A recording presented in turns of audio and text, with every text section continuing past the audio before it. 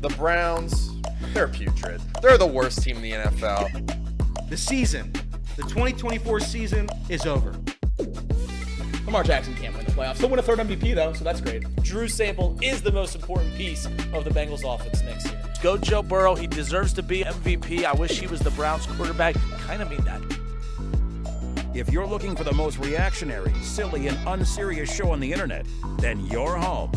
Live from Hamilton, Ohio, it's Off the Bench by Chatterbox Sports on 1410 ESPN Radio.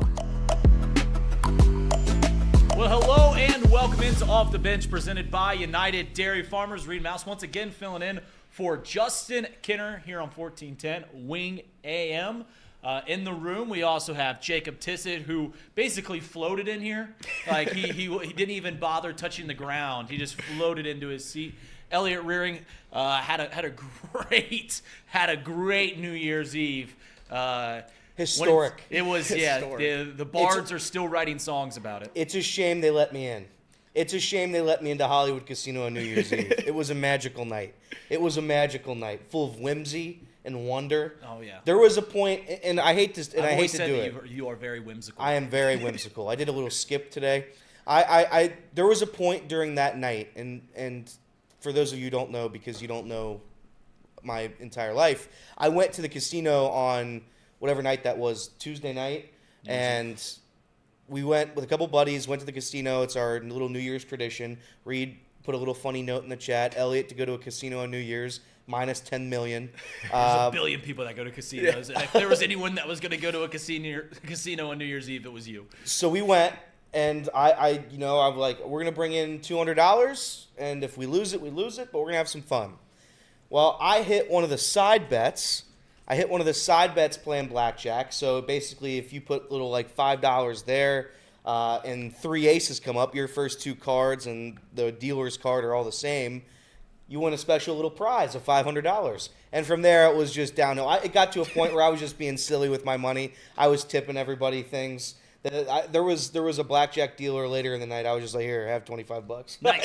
I didn't care. Money wasn't real. Full of whimsy. Full of whimsy. So I had a hell of a night on whatever night that was, and brought in the new year the right way. And then also yesterday had a responsible amount of money on the Buckeyes, which we also won. So you sold your soul to the devil. I did. You sold your soul to the devil. I did. Sometimes you got to do it. Columbus Polytech sure looked good. So when we start the show, the intro to this show, we all have our own little catchphrase.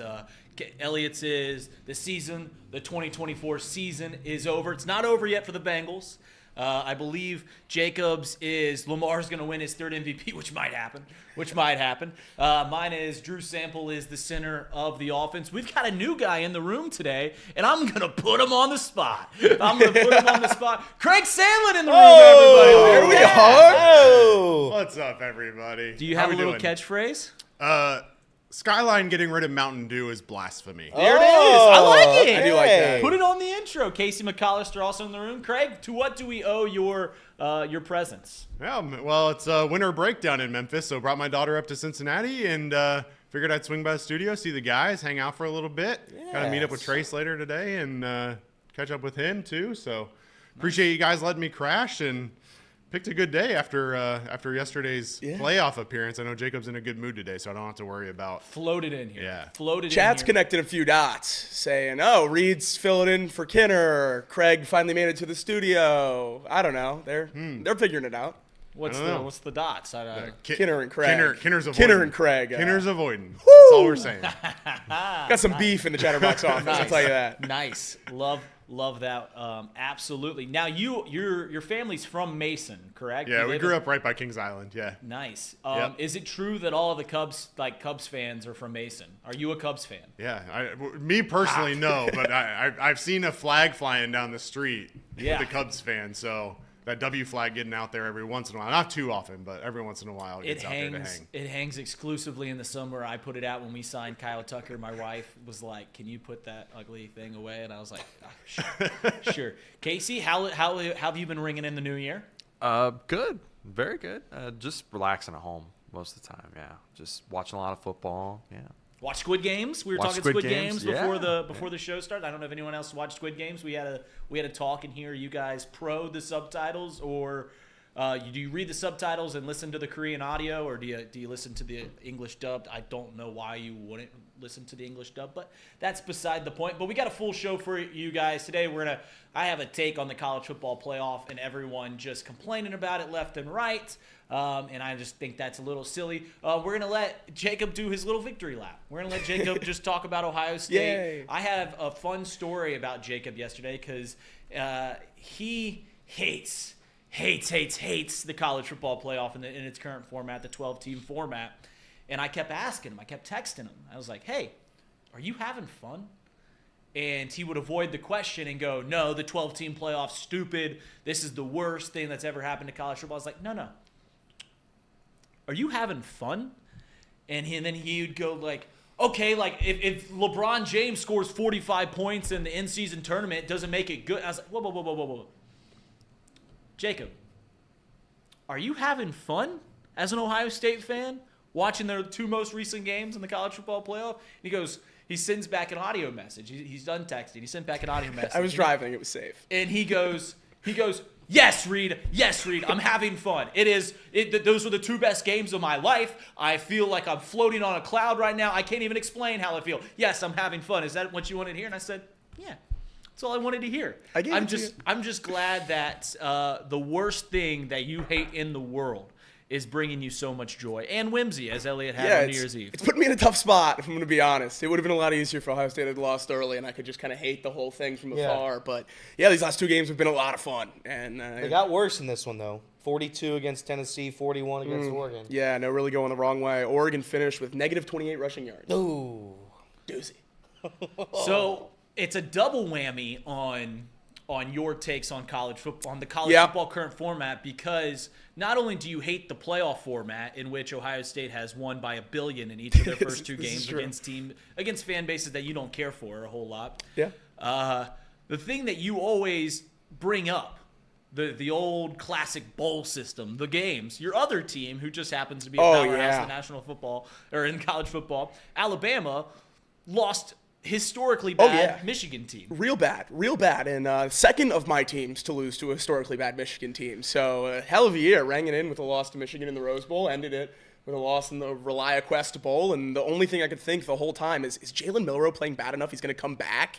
And that's what's really scaring me right now. Michigan is so funny because every time they play, the sports books don't believe they can actually score points. Like not one more. Not one more point. So it was against Ohio State. I bet them to literally score one more point. And I bet them whenever they played, was it yesterday, 2 days ago? I really don't know days anymore. Whenever they played Alabama, they had 16 points. Their over-under was 16.5 with a half to play. The whole half. I'm like, plus money. They hated it. So I'm like, yeah, we'll ride it again. And guess what? They got that 1 point. Now that is the thing. They barely do it. Yeah. They barely get that point. But every time they get it. They get it. So I listen. Good for Michigan. Michigan beat the two best teams in the country. Michigan, without question. they have to be the first team in college football history to beat both Alabama and Ohio State in the same season. And not win a national championship. Has the team done it and won that? Okay. I forget who, but someone had, because I saw that stat, and it was to not win a national championship. Would you hate the move if Michigan fans started saying we're national champions? If Ohio State were to win? Well, no, I said that when Ohio State got in. I was like, that's the whole thing. Is all Ohio State's playing for right now is to get Michigan back-to-back champions T-shirts. Like, that's the only thing they're going to do. I love that. The other thing before we kind of break into sports talk, I like intro. It's kind of setting the mood high, just joshing around in here. Thank you all for being here. I was texting you guys also. I have a hot take about New Year's Day that you guys didn't even know what the heck I was talking about. Nobody knew what you were talking about. Some Germans probably would. My take is that New Year's Day has a better food spread than Thanksgiving. I don't know how many of you guys celebrate New Year's Day as like a family, like an actual holiday. And, you know, the old adage is you got to eat sauerkraut every New Year's Day for good luck, which I did.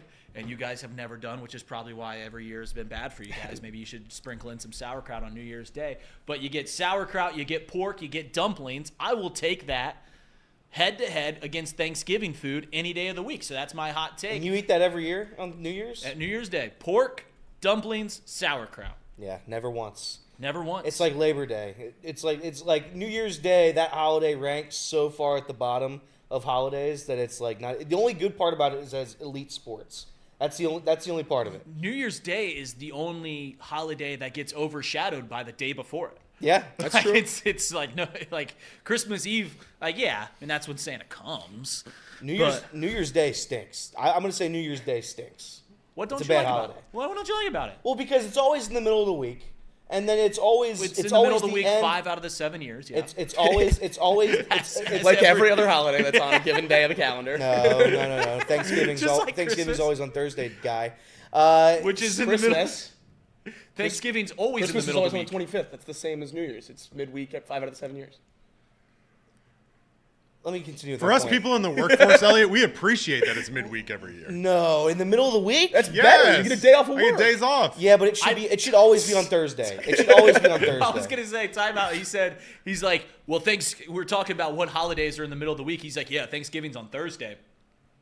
Yeah, I guess that's a good point. Yeah, but you get That's the same middle of the week every single yeah, year. but you get the Friday off, so it's like it's the same deal. Wednesday, it's not the same thing. It's different. Anyway, I don't even know where I lost my point now, so it's gone. You hate New Year's Day. The I hate key New is Year's to Day. use your vacation days appropriately so Correct. that you get like 18 days off over the Correct. winter. Correct. New Year's Day stinks. Bad holiday. You get football all day. You're That's what I'm off- saying. You're The off sports work. are- the You're sports off make work. it worth it. It's a Sports- good holiday. The sports make it worth it. Why does New Year's Day not get credit for the football, but Thanksgiving does? It's my favorite holiday because you have no obligation to go out. You go out the night before, you Yeah. sleep in, you watch good football all day. I guess. You have an obligation to do stuff on Thanksgiving. I don't do the sauerkraut and stuff, so I'm just on my couch. It's great. I've also I'm doing dry January this year. Really? Never have done it Ooh. before. Well, I haven't done it since I was like 17, Yeah. 18.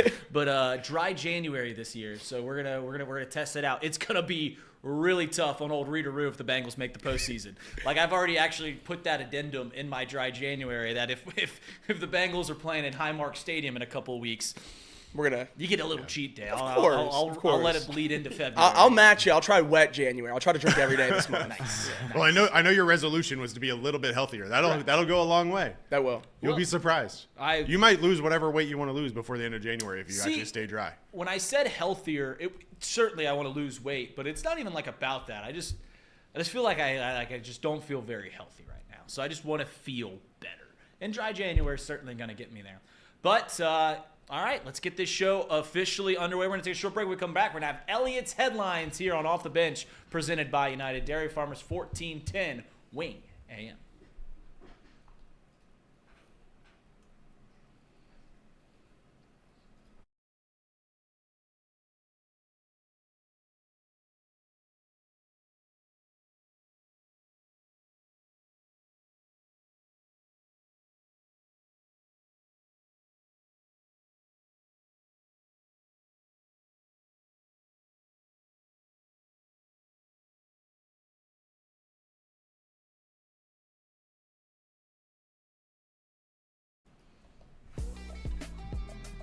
And we are back on Off the Bench, presented by United Dairy Farmers. Whenever I host, it's not the first segment, it's the second segment, but it's Elliot's headlines. Hey. Tanner puts me always at the 6th segment. Score updates, breaking news, local and national headlines. Whatever's going on in the world of sports, Elliot has you covered. Off the Bench brings you Elliot's headlines. There it is. I forgot my whistle again. You forgot the whistle? Again. Is it still in the car? Still in my car. Can you whistle? Yeah, but I want these people to Good hear whistle. I got a whistle in me. It's getting stinky.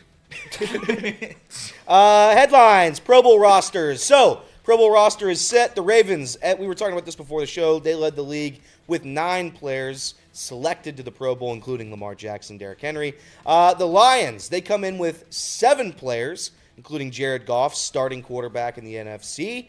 The Vikings, Eagles, they each had 6 players. Sam Darnold making a Pro Bowl roster this season. Patrick Mahomes, not selected for the Pro Bowl. This is the first time since he became starting quarterback of the Kansas City Chiefs that he was not selected. Travis Kelce, I guess he got the Taylor Swift vote. This is his 10th Pro Bowl selection. So good job on Travis Kelce. Good work. Jaden Daniels, he's the 4th rookie quarterback since 1970 selected to the initial Pro Bowl roster. Raiders tight end Brock Bowers and Rams outside linebacker Jared Verse are the other rookies among 24 players chosen for the very first time. Is ahead. Jaden Daniels the best quarterback in the NFC already? Is he the best quarterback in the NFC? Yeah, I mean, Baker's got to be in the conversation, I think, at this Baker. point. I can't probably. believe Baker didn't get in. Goff, That's you got crazy. Stafford still there. Yeah. Is the Pro Bowl the least respected All-Star selection? Or do you think it's because Pro Bowl, let me give you a stat just to solidify my point. Andy Dalton has made more Pro Bowls than Matt Stafford. Yeah. 3-2. So is it the least respected All-Star thing? The players don't respect it. So why was gonna should we? say. I mean, obviously Super Bowl guys opt out, and that's a scheduling thing, and they have to. But everyone else, people just don't play in it when they can. Well, when we label a baseball player's career at the end, he won an MVP, 12-time All-Star. Yeah.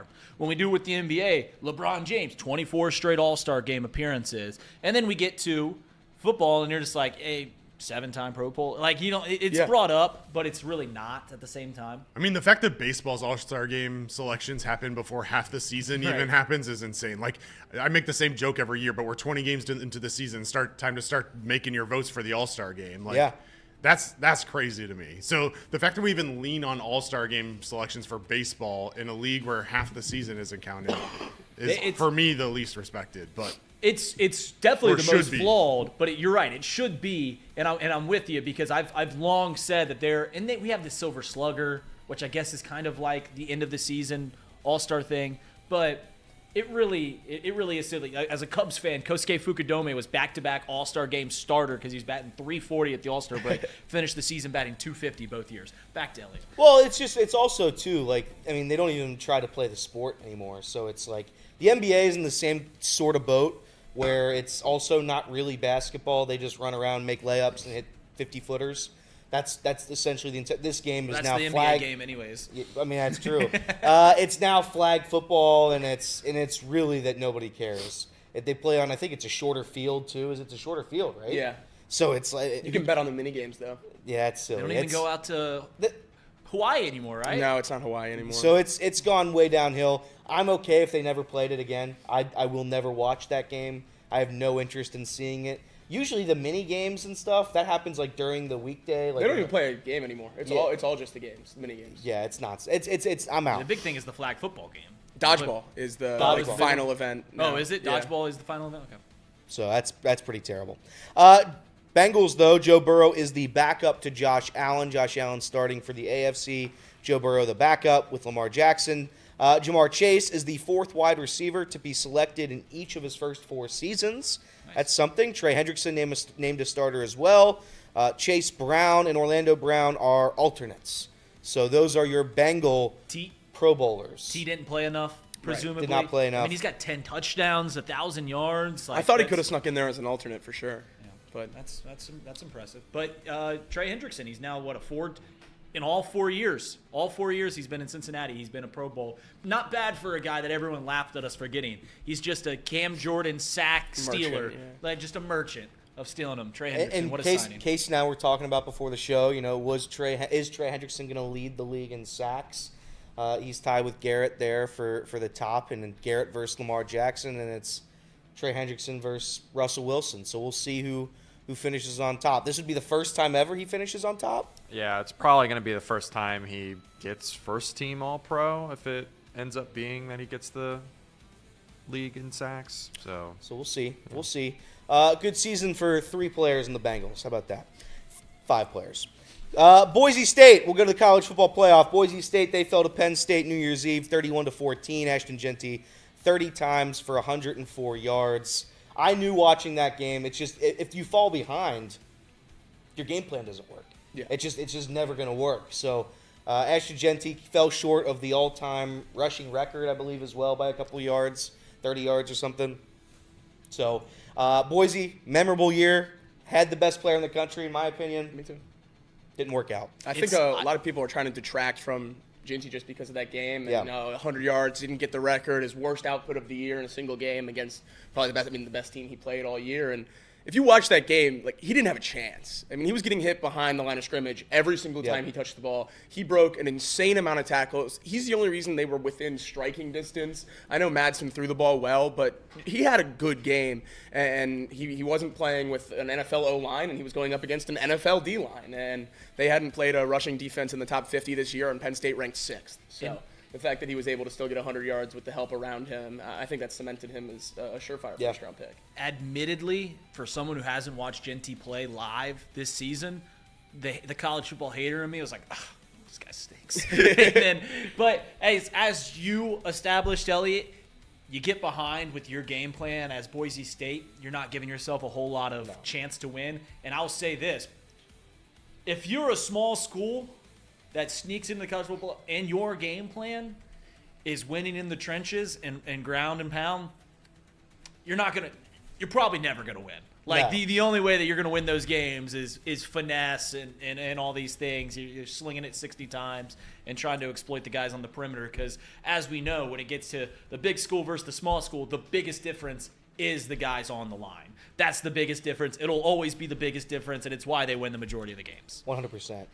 Texas yesterday hung on in overtime to beat Arizona State 39-31. I thought that game was going to be over right from the jump, so shout out to Arizona State for fighting a little bit. Scatterbo, incredible. That guy deserves every MVP award ever. Same amount of carries as Genty, 143 yards, 2 touchdowns, also throwing for a 42-yard touchdown, which, by the way, outrageous. Outrageous how people are so wide open in this sport. But whatever, to each their own. Arizona State falls in double overtime to Texas. Once Texas scored that on the first play in double overtime, I knew it was done. Yeah. As soon as they tied it with the 4th and 13 or whatever. Oh yeah, it was over. It was over then. But and by the way, Scatterbo 8 catches for 99 yards. On top of that, 284 total yards in the game. Was named the most valuable player in a losing effort. Unbelievable. Crazy. By the way, shout out Sarkisian, right? Is that it? Sarkisian. That's what I got that right. Sark. So Sark talked to his kicker right beforehand. Yeah, made him stare deep into his eyes. Stared deep into his eyes longingly. And I guess he said, you're going to miss it as hard as you can. And he did the old Cade York, ripped it right off that upright. It was a 38-yard attempt. Yep. It was short. It was short, and he missed it left, hooked it. Yeah, that was tough. I've got 2. Can I read text from our group chat from old Ellie Rue? Well, Jimmy already tweeted him out. So he did. Elliot, the 12-team playoff failed so hard. These games frickin' blow. And that was right before Arizona State roared back. So, hey, it happens. It happens. Hey, shout out. 1 out of 7 so far. That's pretty right. good. Yeah. I had to jinx it to get us a game, so credit to me. Ohio State, as we mentioned, they destroyed Oregon 41-21. Jeremiah Smith, 7 catches for 187 yards. If they played in the second half, and 2 touchdowns, if they played in the second half, he would have ended with 300. That guy was absolutely incredible. I know he's not eligible to be drafted this year. I want him to be eligible to be drafted this year. He's not eligible next year. I know. That's the He'll be what, 19, 20 on the draft podium? He'll be 20. He'll turn 20. He'll be playing 19 in his 3rd year. Yep. Are you able to just put a hold on somebody? Like, we're going to use our 15th draft selection on a hold. And he just plays at Ohio State the next 2 years when we get his rights. And then we'll get him in a couple years.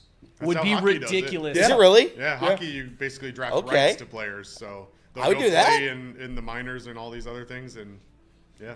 That would be ridiculous because Trevor Lawrence came out as a freshman. People are just like, yeah, I'll take my 2nd-round pick on Trevor Lawrence. Or my 6th overall pick. See in 3 years, T-Law. That'd be ridiculous. Tua plays in that bowl game, and we were like, oh, yeah, just tank for Tua for 3 years, 2 years, whatever. Arch Manning, Arch Manning that would be in for Arch Manning already. The first pick would be on Arch Manning this year. It would be on Archie Manning. Notre Dame and Georgia, they play this afternoon at 4 p.m. After the tragedy that happened yesterday, that game was moved to today. The coaches went ahead and said that we're going to move it up and play it at 4 o'clock instead of the traditional 8:30 time slot. So that game, 4 p.m. today. That's the Sugar Bowl, right? It is. Sugar Bowl. So that'll be the Sugar Bowl today at 4 p.m. For those of you who are interested, we will be at Champions Grill for the majority of that game, if not all of it. We're going early to set up. We'll be able to watch the game, and we will start our final, what could be.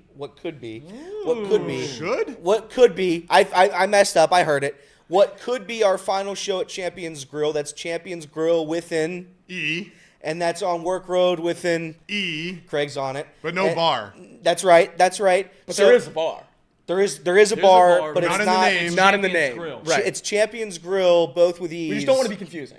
We're just trying not to. We're just confuse trying to clear it anybody. up. So this, if you haven't seen us yet in person, this is most likely your final time that's going to be able to see us live and in studio. So have It's about fun. plus 1,600 that we have another show. That's right. And I did bet it. So Me too.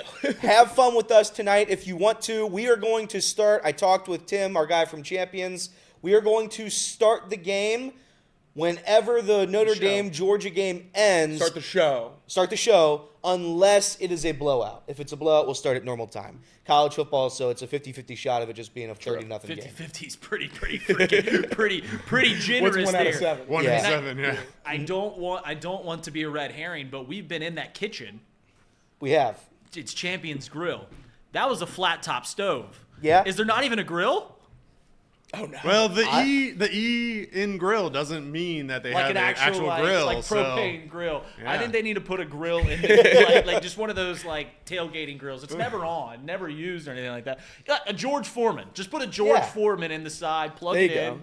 and then that way. really doxing Champions Grill over here, telling people they don't actually have a real grill in the back. Well, I think it'd be a hazard if they were just having propane fumes indoors. Like I think they're doing a service to everyone there. Champions Grill tonight, 7 p.m. Wonderful place. 7 p.m. They have a grill. They got it, whatever you want. At Champions Grill, 7 p.m. asterisk whenever Notre Dame, Georgia ends. I hope to see you guys there for our final show of the season. So see you guys there.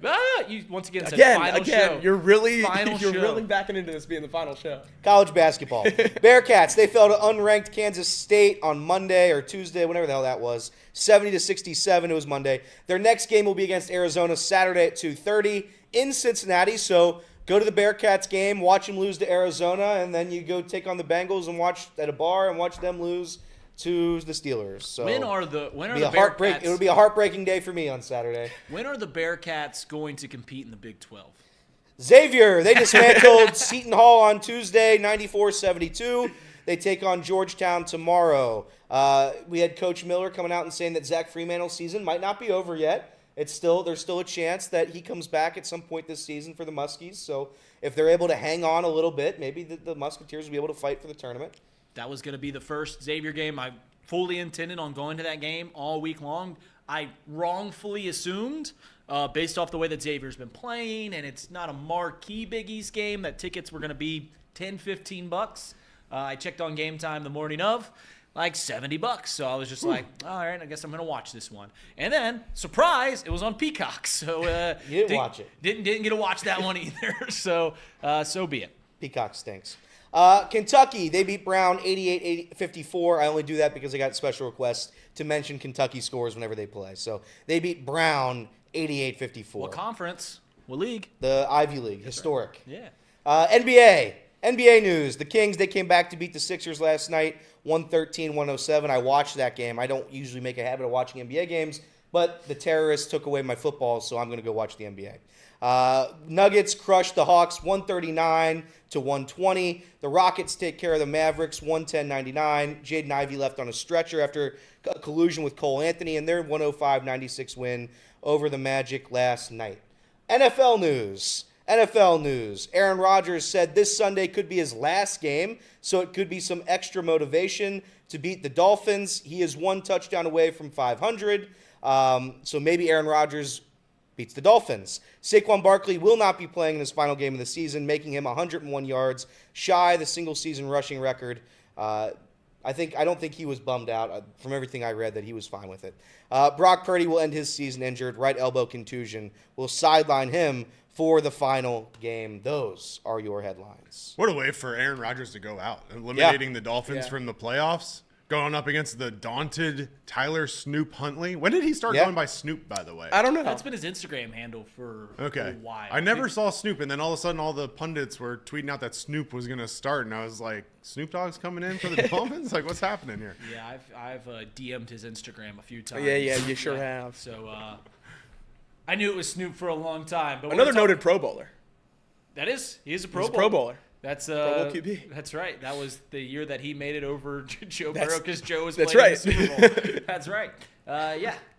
At one point on this show, Casey McAllister said, "Are the Ravens better off with having Tyler Huntley than Lamar Jackson?"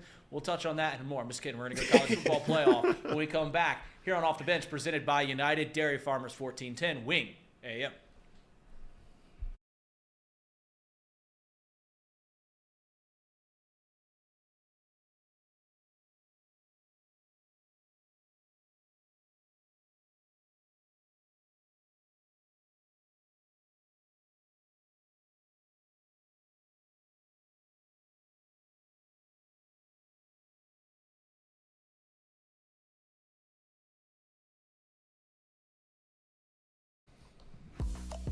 And welcome back to Off the Bench, presented by United Dairy Farmers. Reed Mouse filling in for Justin Kenner. Kenner was at the Rose Bowl, so we got to see his beloved Buckeyes. Allegedly at the Pro Bowl.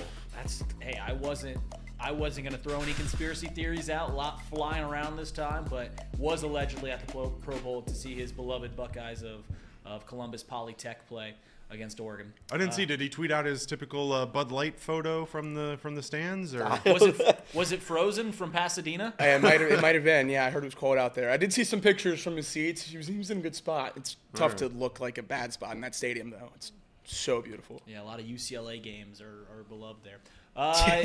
So here's It's the thing. so unfair that they get to play there.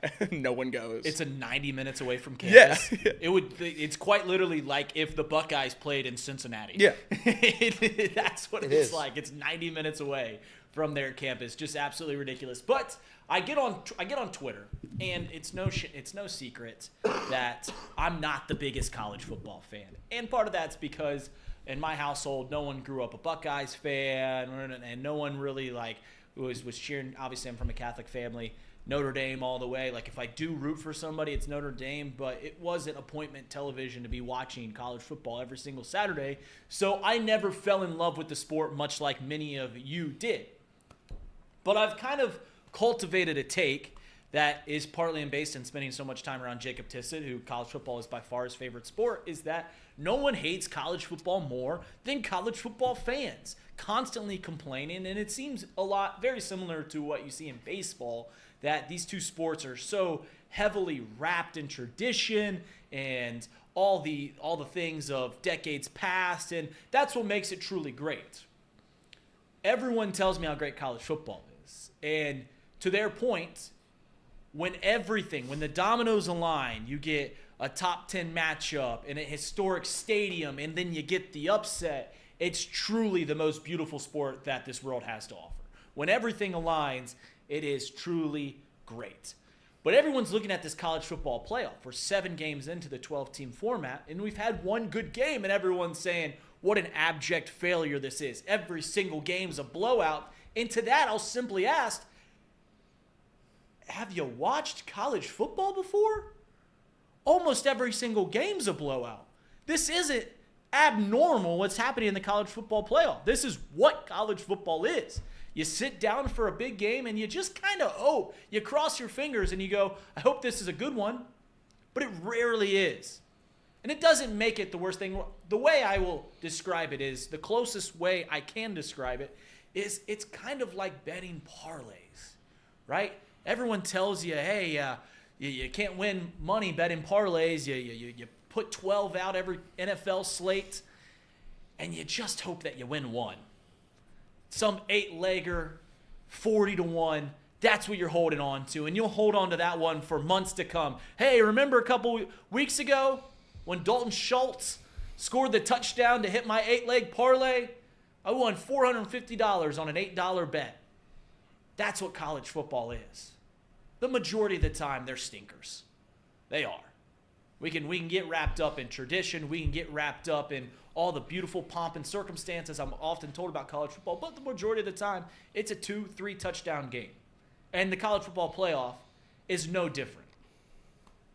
But every once in a while, and I think we're still holding out. We almost got one yesterday. We got an overtime game that was absolutely tremendous. But it's not one you write home about. It's not one we're going to be talking about for decades to come. We're still holding out for that big game, that big, beautiful game, that Alabama-Tennessee game from a couple years ago in the regular season. We're still holding out for that specific game. And for those that want to bash on the 12-team playoff, using these first 7 games, 6 of them being blowouts, to go, see, this is why it was terrible in the first place. I'll say this. Can you imagine getting a new job, and on day 1 of your new job, you have a performance review? You show on up, and they go, all right, let's see how you did, Reed. That's what we're doing right now. Give it time. Give it time. And yeah, there's some kinks that need to be worked out with the college football playoff. No one's denying that, and I think they will work out the kinks. Although, like baseball, college football is slow to change. It's not like the NFL. It's not like the NBA that quickly gets new rules in. So we'll see what happens. But I will just hold the brakes on completely bashing this 12-team playoff. Because though the games haven't been close, that's kind of what college football is. One of these games will be a barn burner that we will talk about for years to come. And when we get it, we'll say, see, look how great this is. It just takes time. Now, Jacob, I already told the story about how you, even though you hate the 12-team playoff, you're having some of the most fun of your life. Are you bashing on the 12? Because you've already put your foot in the ground saying this is terrible. No, I don't like it. I think there's ways you can fix it and keep 12 teams, and the format is a massive issue for me, and really I think the biggest issue for everyone. And it's a big enough issue at this point that they're talking about changing it for next year before the contract comes up. So that at least gives me a little bit of assurance that they recognize that there are some flaws in this, even if you can't go backwards. Because I can say I want 8 teams and 6 teams as much as I want. You're not going backwards. You're not losing games for networks. They're not going to swallow that money. So as long as they, make the changes after they see it play out, and they're willing to adapt the formula and the format, then I think it can work. My thing, and I think something that a lot of fans are starting to come around on, and your argument has always been about fun, which I appreciate, but that's not what most people's argument has been about the 12-team playoff. It's been about giving the little guy a chance to win a national championship. Yeah. And my whole thing has been that doesn't exist. Even if you give them the game, they're not going to win the championship, and we've seen that already happen. Arizona State got as close as you could possibly get. Then they still needed a couple things to break their way. Now, granted, if they get a targeting call, maybe they are in the quarterfinal, or a semifinal. But it's so hard for small teams to get a chance at a championship, and I don't think the 12-team does that. So giving the conference champions buys, I think that's a complete waste. You make them play in the first round based on the rankings. Little guys play as little guys, which probably gets you better games, and you have teams like Ohio State with the bye, and maybe that'll fix some of those blowouts in the early rounds. I don't know. I think that it's able to be fixed. My nightmare is going up to 16, because I think that's where we're headed. Well, here's the thing, and I don't think you're necessarily wrong when you say that the point of the 12-team playoff was to give more little guys a chance to get in the action. And I commend college football for at least getting more teams involved, right? As a fan, as a guy who doesn't really care about the one complaint I've always had about college football is like 4 teams really every year can win. I mean, maybe you can bump it up to 5 or 6, but really it comes down to 4 teams. And even in those 4 teams, you look at one of them as being above the rest. So we are making it harder for the small teams, because now instead of being UCA, you sneak in as the 4 seed, you got to win 2 games to win a national championship. You got to win 3 games now, which is certainly harder. But you're opening the door up for more games to matter throughout the year.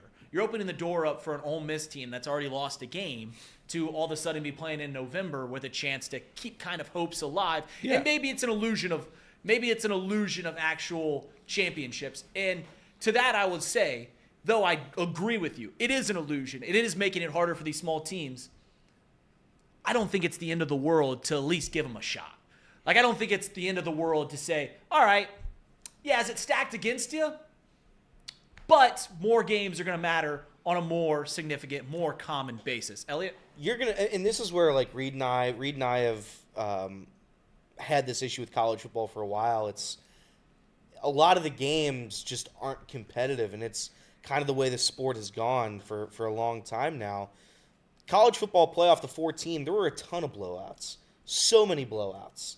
The blowouts aren't really the issue here. It's that the talent disparity from the top, and I'm talking like the number 3 seed or whatever, third ranked team in college football, to like even the 7th ranked team is so drastic that it's almost not, you know what you're going to get. So if it were me personally, I think 8 teams is the perfect number. I don't think you get the complaints because Jacob's been saying it all year. These teams don't deserve it. These teams don't deserve it.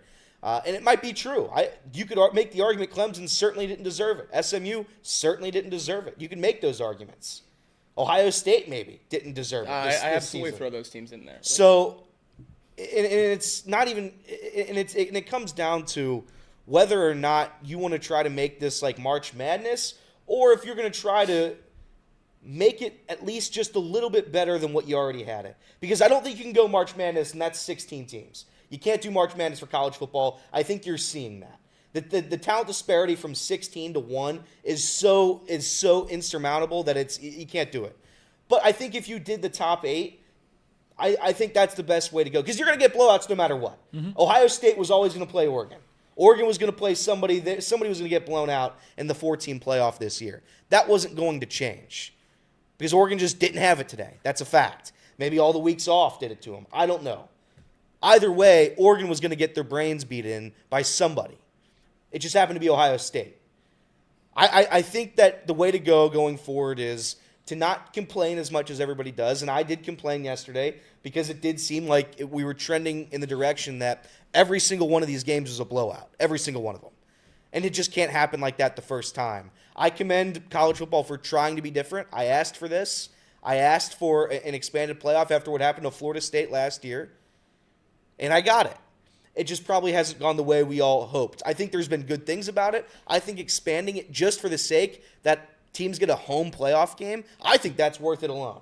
If I'm going to be completely honest, I think that's incredible. So a big illusion of this whole thing is like us misremembering how every playoff has been in college football, and that's the point. Is this is college football? What you're seeing is college football. The 4-team playoff. 75% of those games were blowouts too. The BCS National Championship, when it was just 2 games, 60 to 70% of those games were blowouts as well. This is college football. And whenever I tongue-in-cheek do the thing like I hate college football, why should I sit down and watch? You tell me, Jacob, you tell me, Trace tells me, all these college football plans tell me, like, there's 100 games every Saturday. A couple of them are going to be barn burners. So if it's a quantity thing, yeah, more games might be necessity to get better games. Craig, I don't know if you have a take on where just the college football playoff is as of right now. Well, Jacob kind of touched on it a little bit. You've got really 2 options here, right? So the first and the one that sounds like is going to happen for next year is you just get rid of the automatic buys for conference championships. Keep the bids. And you keep the bids, but you just seed them 1 through 12 based on the 12 best teams. The other option, and Jacob's right, it's the most likely option at this point, is that it's going to expand to 16. Yes. I don't think that happens for next year, but it's going to expand to 16, and they're going to continue to look at how do we continue to get more games, and how do we make it more and more competitive. But you look at the games, again, these blowouts, Clemson probably didn't really belong in the playoff to begin with, but they sneak in with their championship. You know, Ohio State and Tennessee, that's a matchup that wouldn't have happened in the first round if you're seeding based on actual talent and based on the actual seeding of the teams.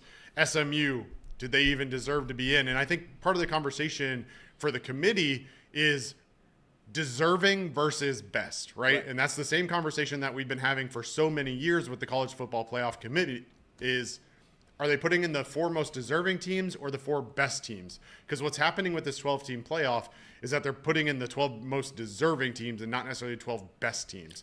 And that's fine because you've got the conference championships that have to be put in right now. But in my opinion, there were better teams available for this playoff, but they were handcuffed in terms of who got in. And I think ultimately they try to find the narrative that fits who they want to get in based on who deserves to be in more so than the 12 best teams. You look at someone like Indiana, right? Ultimately, the committee leaned on strength of victory. And from that perspective, Indiana was in the top 12 in the nation. But in reality, if you looked at their record and their resume, as they say, I don't know that they really deserved to be in. I don't think that they were one of the 12 best teams in the country come December. And so that's really where the discussion needs to be. And where the BCS, as many flaws as there was, at least kind of took out that objective nature of it. And it was just, here's the best teams. That's a good point. To the point of college, every tournament has a kind of duty. whether it's March Madness, whether it's the MLB playoffs, whether it's the NFL, whatever it is. The duty of the sport in the tournament is determining who the champion is. And there's multiple ways you can go about that. And Craig pointed this out, and they're currently doing it in the most deserving, right? This is what you've accomplished throughout the year. This 12-team playoff now will, in essence, be better at determining the best team. As we've seen with Ohio State not deserving to make a traditional 14 playoff, not deserving to make the BCS National Championship, but what we've seen through the first 2 games of the college football playoff, they might be and probably are the best team in the country. Yeah. From top to bottom. So you've got to ask yourself, do you want to find the best team year in and year out, or do you want to find the most deserving? And much of the tradition of college football is, hey, these regular season games matter. Like, you've got to deserve it. You've got to deserve it. It just doesn't go to the best team. Well, So- I think similar to basketball, though, right? You've got a couple things in play here. One is who gets hot at the right time, right? We've already Correct. seen that the Right. committee values late season success over early season failures, right? So Notre Dame loses to Northern Illinois early on, but they continue on and they win out. You know, you look at this in terms of like the NFL, and I think about the Bengals, right? And not to like turn this into an NFL conversation, but if we're talking about the best teams, it's hard to tell me right now that the Cincinnati Bengals aren't one of the best Correct. 8 teams or 7 10 teams teams, 10 in the teams, yeah, AFC. right, They right. absolutely are, but do they deserve to be in? Right. I don't know. But at least there's a system in place that puts all of the teams in a system that evaluates them based on their performance. In the college football, it's all just based on this committee who nebulously decides with no real parameters that they ever seem to stick by. It changes year to year based on who's in the committee and who's leading it. And whoever leads it seems to kind of direct the way that goes. And I think that leads to the situation where you're in now, where ultimately every year people don't know what they need to do in order to schedule games in order to be in that playoff. And you've heard many ADs who said, oh, well, I guess we're going to schedule cupcakes next year because all they care about are wins. When in reality, if they look at your schedule and they see, okay, well, you played an ACC schedule and you played 4 cupcakes, that's not going to get you in unless you win your championship game. So I don't know. There's a lot to be had. I think the biggest challenge is the committee, and that committee rolls over every year. There's different members of it. So I'm not really sure what the right answer is. I know there are a lot of flaws with the BCS. There's a lot of flaws with the committee, but long story short is right now, I think ultimately if we're trying to find the best team in college football, I don't know that this is the system to do it. There's no doubt about that. Super chats real quick before we forget. Yep. Mr. Mo, member for 13 months. If Ohio State wins the Natty and plays Georgia, they will have had to go out west to play Oregon, go to Arlington to play Texas, then go to Atlanta to play Georgia. So much for quote-unquote neutral site games. Nate, I saw Future beat Steelers 34-28. Belt to ass in Buffalo round 1, 28-17. The Rusty Chiefs don't bundle Ruski in the division, and we win 31-21, beat Baltimore 31-27, beat Lions and NOLA 26-24, Super Bowl champs. Not in this discussion, and if I'm going to be honest, I wouldn't have read it had I gotten to that point, but I thought they were all college footballs. So thank you, Nate. Fuzzy Balls, $5. Thank you, Fuzzy Balls. 16 teams. If one can't beat 16, they weren't going to win it anyway. Getting rid of buys, get rid of most of the controversy. With the transfer portal, it is evening out with the talent, so the talent disparity will continue to diminish. I fully agree with the transfer portal stuff because you're not seeing, and maybe it's just a change of the way college football has been, but you can't stockpile 5-star recruits anymore, right? You can't have a 5-star, 4-star edge rusher that's sitting behind first-round NFL picks anymore because they're going to just go like, hey, I'm not getting reps here. I'm not getting reps at Alabama, Georgia, Ohio State. I'm going to go to Oregon now, or I'm going to go to some second tier of those teams and go play right away. So I do agree that it is kind of evening out the playing field. And you're also seeing this, teams aren't as deep because of that very reason. A guy goes down, they can't fill the stopgap in with another 5-star that's just ready to play, but just doesn't have as much tenure as a junior on the team that was a former 5-star that sat behind 2 guys for 2 years. Now you're seeing these guys go around. But we're going to take a break. When we come back, we're going to talk more college football, and we're going to gauge how Jacob truly's feeling about his Ohio State Buckeyes when we come back here on Off the Bench. Reed Mouse filling it for Justin Kinner. Craig Salen in the room, folks. We'll be right back on 1410 Wing AM.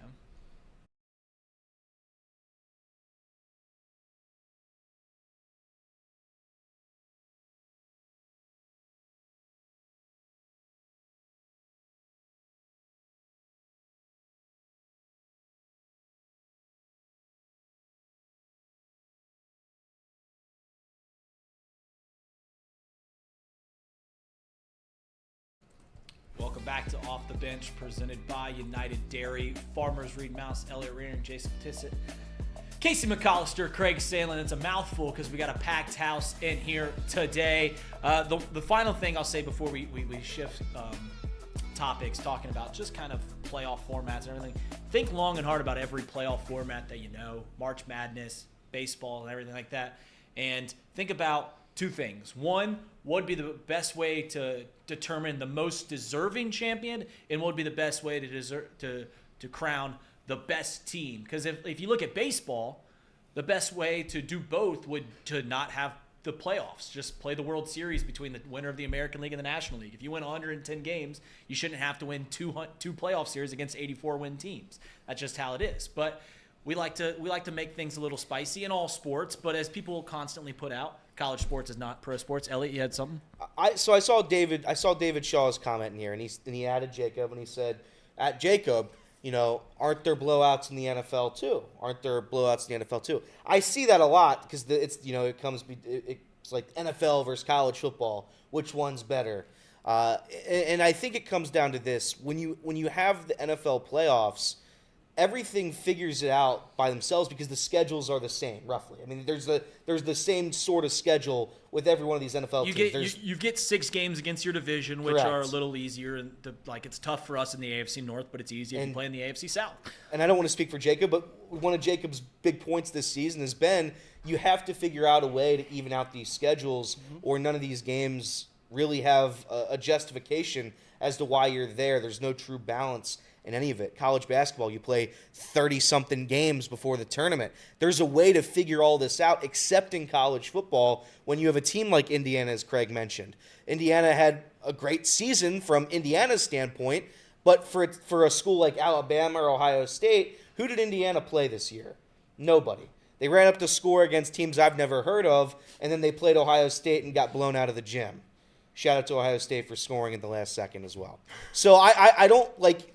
There has to be a way to balance all of this out, and I don't know what that is. I really don't.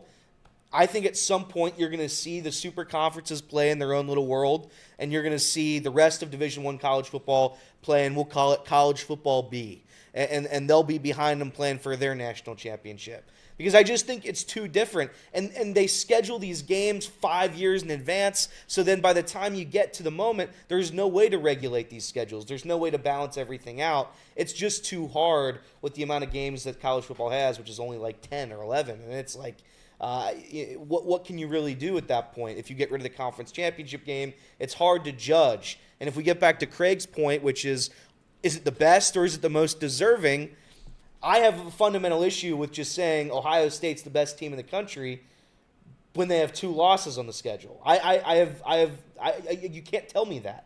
You can't tell me Ohio State's the best. I don't care what Kirk Herbstreit. They pretty clearly are the best. I know team they in are. college I know they football are. right I now. know they are, and it sucks. But they lost 2 games, right. And there has to be repercussions for that. That's why you play the sport. If we didn't want to play the sport, we could say Ohio State, Alabama, Georgia, and Texas. Guess what? You're the Final Four. You're the Big Four this year, right? And we'll just play that. But you play the sport, you play these games, and they have to matter at some point. Much to the chagrin of college football fans, this is giving leeway. It's giving leeway because if Ohio State pretty clearly before the season, we thought they were the best team in college football. Yeah. And now they're at the end of the season. They lost 2 games, one pretty historically bad. Yeah. And once again, they look like the best team in college football. I mean, they're just absolutely dominating teams. And as college fans like to constantly point out to me, it shouldn't be pro sports. It's college sports for a reason. Like if we did it the same way in the NFL as we do it in college football, the Kansas City Chiefs probably don't make the playoff last year. Right? Because they were, 6-5 at one point, 7-5, and they didn't look very good. Yeah. But they got to play, and they got to play in the playoffs. And he goes on. Patrick Mahomes and the Chiefs go on the road, and he wins the Super Bowl against 3 pretty tough teams. And that's just how it works. Based on the eye test, I don't know that the Chiefs are one of the 7 best teams in the AFC this year. Agree. Right. Like they're 15-1, but if you watch them, they're not that good. They don't have that much anything offensively, but defensively they're really good, and they've been able to find a way to win games. Whether it's luck, whether it's officiating, whatever you want to blame. At the end of the day, they found ways to win games, and that's where you have to have the system. And Elliot brought up a good point. in college football, games are typically scheduled anywhere from 5 to 10 years out, right? So I don't even know if you're going to be any good in 10 years, but I'm banking on the fact that you're going to be good. And I don't have any guidance from the committee that's going to be making the determination in 5 to 10 years, because those people aren't even on the committee yet. So I don't know what's going to be valued by the committee to know how I should be scheduling. So there's a lot of things that need to be fixed in college athletics in general. ADs are doing all the scheduling outside of the conference schedule themselves. There's too much. We could sit here and we can talk about all these problems that college football currently has. A lot of those problems would be solved by having someone oversee the whole dang thing. Yeah, that's true. Like they don't have a CEO. There is no commissioner. There's no Roger Goodell putting in guidelines to say, hey, instead of the SEC getting to play a mid-November team, getting to play Citadel in mid-November, hey, let's maybe get what college basketball has, and let's get a Big Ten SEC crossover game to start the year every single year. And that's if we get someone overseeing the whole shebang, a lot of problems would solve, instead of these ADs with their own interest at heart trying to leeway and trying to get things that are in favor of them and may not be in favor of the entire sport. Jacob, you've been very quiet as we've been talking college football, and I eventually said I wanted to get kind of your guidance over Ohio State here. But as you've very well put out, it's you don't like this. You don't like this, but you are, if they're going to give out, what'd you call it? If we're going to give out charity trophies, it might as well go to me. So I'll take it off everyone's hands, and that's okay. And Ohio State can put it in a closet and have all the real national championship trophies when they meant something. Are you okay with college football kind of transitioning into this time where it's now more likely that the best team, where in years past it could cross, right? The best team and the most deserving team. And in fact, more often than not, that's the case. 2019 LSU Tigers being case in point right there. A lot of times those two things crossed. But now we are seeing a chance where the best team is going to win more often than not because the cream rises to the top with more games. Are you okay with that transition? I think it's fine. I think it was inevitable when we went from 2 to 4 that we were going to get bigger than 4, because you had a formula in a sport with 5 major conferences and 4 playoff spots, and that was never a long-term solution. It's a shame that we jumped all the way to 12. I would have liked for them to do it a little slower. I think if we would have settled at 8 for a couple of years, maybe we would have fallen in love with that, and it would have been a lot better. But now that we went to 12, I think it's inevitable that we go to 16. And I've already put in the chat what I think the bids will be. We'll have more automatic bids. We'll have 4 for the SEC, 4 for the Big Ten, 2 for the Big 12, 2 for the ACC, and only 4 at-large spots. So you're going to have more teams, guaranteed spots that aren't necessarily top-ranked teams. I don't know how good that is. It's definitely becoming more like the NFL. You said the wiggle room, and that's the biggest thing about it. I've said time and time again that my favorite part about college sports is you lose a game, your season's done. I loved that in the 2-team playoff, or 2-team BCS. You lose a game in September, your season is probably done, more likely than not. And then go to 4-team, it's 2 losses. And then now we saw this year, it's 3 losses. And when you go to 16, 4 losses? And then you can go 8-4 and still have a chance to win a championship. I know you say more games across the country mean something, and you are probably right in that sense where, Penn State loses to Ohio State, their season's over, now they're actually playing for something to try to get in. I just don't love that the 4 teams in the Final Four are going to be 4 teams that, I probably don't think should be there. That's the only thing about this that I keep getting hung up on. But Ohio State looks good, and the rest of these teams that are playing really well right now look good. Penn State looks the best they've looked all year. Texas is hitting a little bit of a stride. If Quinn Ewers can figure out how to play quarterback, or if Sarkisian can get a brain and play arch, they're going to be really, really good and hard to beat. So I don't know. Tonight's game will be interesting for sure. And if Notre Dame's able to get the win, I think we have to have a conversation about how these buys are hurting teams. Yeah. Arizona State came back late, but Scatterbox was clearly gassed the entirety of that game. Oregon started terribly. I think Scatterbox was puking on the sideline. Vomiting profusely was the sideline report. And Oregon obviously started off horribly. And I don't know how much a bye had to do with Boise State getting trounced by Penn State. I think that's a little bit more matchups than anything else, but I don't know how much of an advantage it is to get that bye, and I was kind of saying that beforehand. Oregon's still alive right now if they lose to Penn State in the Big Ten Championship, right? They're sitting in the Final Four waiting on their opponent. So I think that's really the biggest thing to look at is how these buys have affected teams negatively. But yeah, I think you are going to find out who the best team is, because one loss, one fluke loss, a loss to a Michigan team where you made a rivalry mean more than maybe it should, and it got in everyone's head, and you lose a game you shouldn't lose, and you're still the best team in the country, you go win a national championship. That's probably a better formula. It's just not the college football we've played my whole life. I just don't know if we know that answer yet. I mean, if we're being honest with ourselves, I mean, you're talking about the teams that had buys. Arizona State and Boise State, like the bye didn't affect them. They were just playing better teams. 100%. Now, if you want to have the conversation about Oregon, fine. But at the end of the day, Ohio State, we've already talked about, is probably the best team in the country, top to bottom. Yeah. And they came out and they immediately put their foot down to pedal to the pedal to the metal. We'll say it right one of these days. And once you get behind like Oregon did, it's already over. So the fact that they even fought back to score 21 in the second half, I mean, probably is more of an indictment than anything else. Now, obviously, if Georgia comes out and they lay an egg tonight, maybe we have that conversation. But as of right now, the bigger conversation is about the teams getting automatic buys just for winning conference championships versus putting the 4 best teams on that buy line. I don't know. Oregon obviously is an anomaly, but I find it hard to believe that if Penn State was going up against, Ohio State or Texas, that it would have been a different story. Well, and people have brought this up. Kinner's brought this up. Jacobs brought this up. Pretty much any media pundit will bring this up about why the current format is the way that it is. You get 4 buys for the conference championship, and it's the oldest lobbying playbook, or playing the playbook, right? To get people on board, you've got to concede some things. And this college football playoff said, all right, you win your conferences, you get an automatic bye, just to get the conferences to agree to it. They go, okay, I don't think Boise State ever really thought that they were going to get this far, right? I don't think they were going to get an automatic bye, but you're like, hey, you keep that hope alive. They do this in politics all the time. Hey, if you agree to this bill, we'll throw in something for you, right? We'll give you to your county that you are in charge of. You can have brand new wind turbines if you agree to this. That's about something else. It's the oldest play in the book. Now that it's signed, now that it's agreed to, it'll change in years to come, and we know that is inevitable. And we can argue about how it's supposed to get to that point till we're blue in the face. But change is going to come. It's going to happen, and it's going to be okay. It's going to be, as I've said for a long time, it's gonna be okay. And like I've said multiple times, college football fans always tell me that they don't want to be the NFL. I'm sorry to tell you, you're going to become closer to the NFL, because that's what's making the most money. That's what's getting the most eyeballs. That's what's the networks want to see, and it's going to continue doing that. What's that, Joseph Smith, the invisible hand of the market? The customer will tell you what they want to see, and what the customer wants are more playoff games.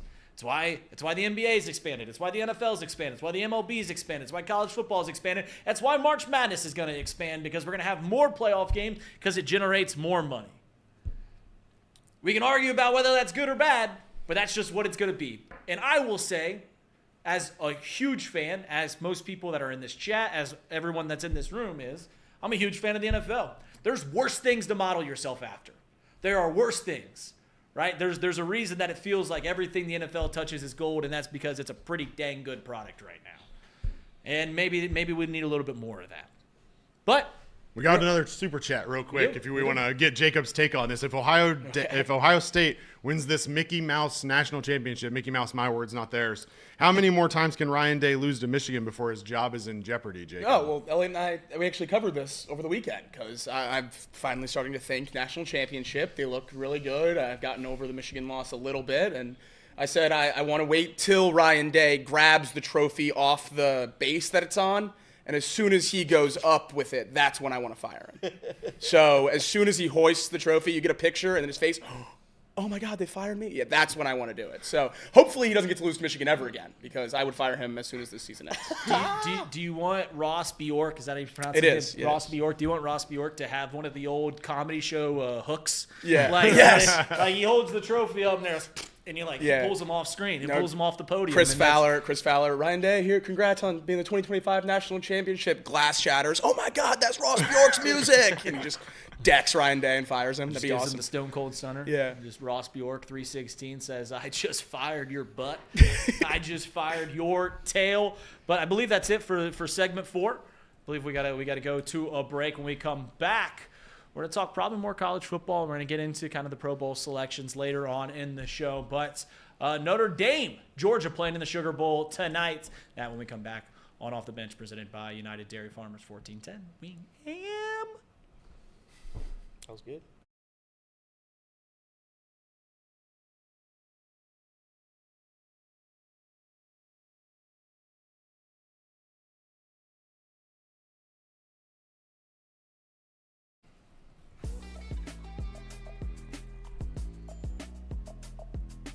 And we are back on Off the Bench, presented by United Dairy Farmers. Remouse filling in for Justin Kenner, who's living a lavish lifestyle out there in Pasadena, California. I think he'll be back tomorrow. But instead of Kenner, you got me, and you got Craig Sandlin in the room, folks. He's also going to be tonight at Champions Grill with an E. On Work Road. With an E. Yeah. Champions Grill. Yeah. Be there. Final show. Maybe. Come support us for the final time. Which the show will start. Stop it.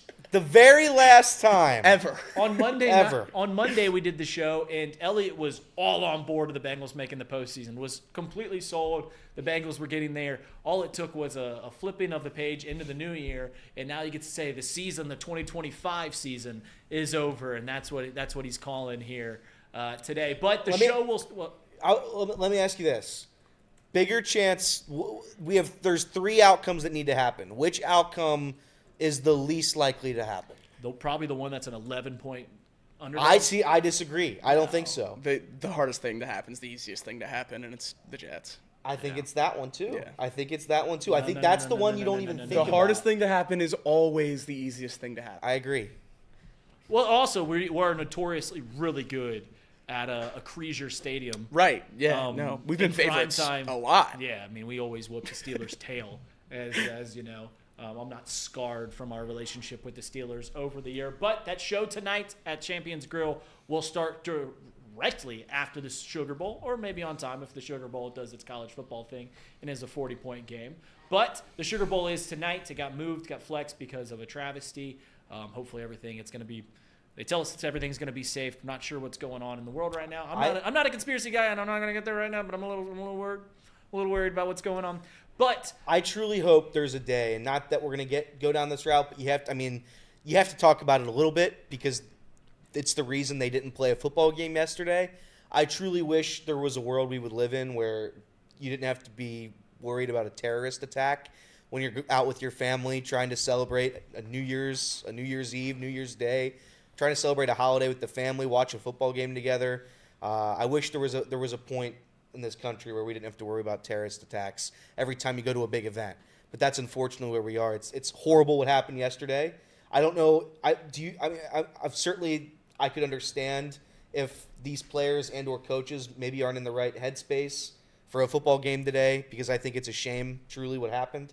But nonetheless, they will be playing at 4:00, and I think that if you're a fan of college football, this is one that I think like all the blowout talk, everything, all the noise that have come along with all the complaints that have happened with this 12 team, I think this game is going to be worth the money. I think this is going to be a good game.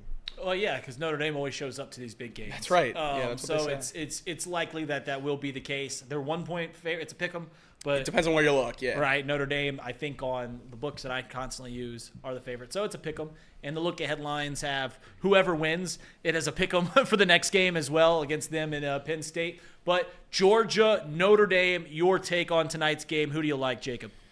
I think it's going to be a great game. I'm with Elliot. I thought the 2 games I really had circled since the bracket came out were a potential Ohio State-Oregon matchup and a potential Notre Dame-Georgia matchup. I thought those were going to be the 2 best games that we could possibly get in this playoff. Obviously, the Rose Bowl didn't quite deliver, but I'm hoping this one does. My worry that this could get ugly. You always have to do the what makes it a blowout, what could make it a blowout. And I think what that could be is if this Notre Dame secondary is as good as a lot of people think. Yeah. Because I certainly think if not the best, they're one of the best secondaries in the entire country. They lost their best interior pass rusher, but they still have some good guys that can get to the passer. And Gunnar Stockton's starting his first game. And I know he's a Georgia high school legend, broke every single record. The guys in Athens have been talking about how much they love playing with him, how hard they're playing for him, how excited and confident they are in him. Kirby has said time and time again they don't lose anything offensively going from Beck to Stockton. I think Kirby said they're playing harder for this guy than they were Beck. Right, and all that's great, but when it's your first start and you're going up against maybe the best secondary in college football, Notre Dame's offense isn't too shabby either. Jeremiah Love, Riley Leonard are going to be able to run the ball, control the clock. If Georgia can't start fast, if Georgia gets down early, they're going to struggle in this game. And I'm picking Notre Dame, and that's where I'm at right now. But I think it's going to be a really, really good game, and it's going to come down to can Stockton handle the pressure of this Notre Dame secondary, because he's not going to have big windows to get it in. Stockton was 12 for 16, 71 yards against Texas in the SEC championship game. He looked okay, I would say. I wouldn't say that he was the reason they won that game. Yeah. I think he game managed their way to a chance to have a victory, which is what ended up happening. So I don't know. I'm going to take Notre Dame. I think Notre Dame's the better overall roster at this very second. And if they're able to run the ball like they've been able to run the ball all season long, then I think you're going to look at an Irish 10-point victory. I'm going to say Notre Dame wins by 10, but I do think it's going to be a close game down the stretch, maybe a late score to put it away on ice. If Notre Dame wins, that would make, in the 10 years that we've had at least 4 teams in the college football playoff, they would certainly have the worst loss to ever make the semifinals, right? Northern Illinois at home. And it shows what we've learned about the college football playoff for a while now, is that it used to matter not who you lost to, but when you lost, and that happened so early on in the year that you kind of forget about it, and you get a chance to absolutely kick people's tail for 10 weeks. And maybe no one's played better in college football than Notre Dame ever since that game. They've taken it to the woodshed, pretty much every team they've played. Craig, you got a pulse on this one? I mean, it's hard to go against Kirby Smart. I mean, back-to-back national championships 2 years ago. I mean, look, Gunnar Stockton's making his first start, as you mentioned, but he's looked decent in the 3 appearances that he's had. Obviously, 2 of them against lesser opponents for sure. The Texas game, he looked okay. Did throw that 1 interception. I don't know. It feels like we've seen it a couple times now in the college football playoff or late in the seasons where backup quarterbacks have had these coming out parties and kind of put their names on national radars by having these amazing games and big moments. And this might be Gunnar Stockton's moment. So I'm going to give Kirby Smart the benefit of the doubt that he's going to put in a game plan that allows them to take advantage of Gunnar Stockton's abilities. He also can scramble some, so see what he can do there. Running the ball, I think Georgia has the edge there. And so even though the secondary of Notre Dame is really good, I think Georgia puts together a game plan that protects Gunnar Stockton. And it's going to be a low-scoring game, I think.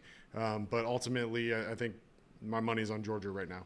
Georgia's had like a couple really bad games this year too. They barely beat Kentucky, 13-12 final score. They lose. What's that? It's tough to win at Kroger Field. Kentucky beat Ole Miss. Should have been in the playoff. I mean, that's true. That's a and good then win. Ole Miss crushed Georgia, 28-10. Georgia people forget about the Georgia Tech game, which might be the college football game of the year.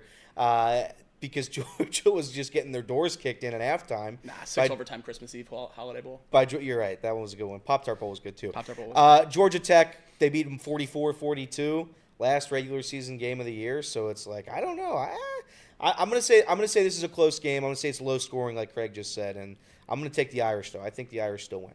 Can Riley Leonard, because no one talks about him in any regard towards the NFL draft. No. What if he shows up today? What if he puts on an all-time performance and then does it the same way? Because people obviously were on the radar for Michael Penix last year, but no one thought of Michael Penix as a first-round pick until the college football playoff. Could Riley Leonard seriously do himself a favor by playing well in these games? I don't think so, because I think the way Riley Leonard plays for Notre Dame to win games and go on a run is not throwing the ball. I think he's running the football. I think he's having, 110, 120 rushing yards, read options with Jeremiah Love. That's where they need to live if they want to beat a team like Georgia, go on and beat a team like Penn State. So I just don't think he'll have the opportunity to put up the numbers that he would have to get into this draft class. Right now he's ranked, I think, somewhere around quarterback 5. I got him at 9 on this one that I'm looking at. Okay, PFF. I got him on NFL Draft Buzz. PFF has him as quarterback 6, right above Carson Beck and Quinn Ewers. So he could certainly sneak into he's probably a day 2 pick right now. Maybe could sneak a little higher, but yeah, I don't necessarily think he's a Heisman guy, or not Heisman guy, an NFL quarterback kind of guy. I did think it was interesting that Notre Dame said they have no interest in a transfer quarterback next year. Yeah. They came out and said that publicly, so C.J. Carr will be taking the position next year, and that's after back-to-back transfers, obviously Hartman and then Leonard, and they were connected to Quinn Ewers through some avenues. earlier this season. So it's certainly interesting. But yeah, Riley Leonard, he's going to be the key for them to win this game. He has to control the game. He can't turn the ball over. That's how they struggled earlier this year. They tried to make him throw the ball, and that's just not who he is. They got to dominate this game on the ground. And David Shaw put it in the chat. That's the worry for why it can be a blowout the other way. Is Georgia's front seven so much better than everyone Notre Dame's played yet, and Notre Dame can't move the ball. I think both of those are definitely possibilities, and that's why I kind of think it's going to be a good game. I think both these defenses are going to play, lights out, and it's going to be an under game, kind of a stinker in terms of fireworks, but a really good football game would be my guess. It really would be interesting if a team like it doesn't matter either team that wins, because if Georgia's had some stinkers on their schedule, because Notre Dame, they've had one stinker, but it was a big one, losing at home to a MAC school. Okay, you can't play with that one. But it just really is interesting that you're looking at the college football playoff right now, and as it sits, you got Ohio State, who lost one of the worst games I've ever seen to Michigan, a team that you're favored by 20.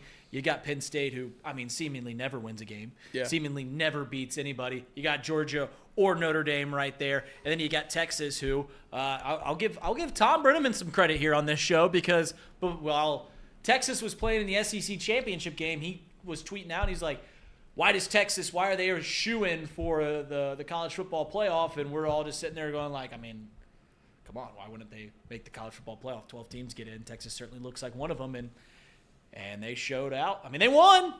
They did win. They won. Didn't look great. You're Steve Sarkisian. How do you go in that locker room and look the other 100-some people in the eye and say, we're gonna start Quinn Ewers next week? I don't know. How do you do that? I don't know. To be fair to Quinn, I thought he was okay yesterday. I didn't think it was like a bad game by any means. OT was good. First drive was good.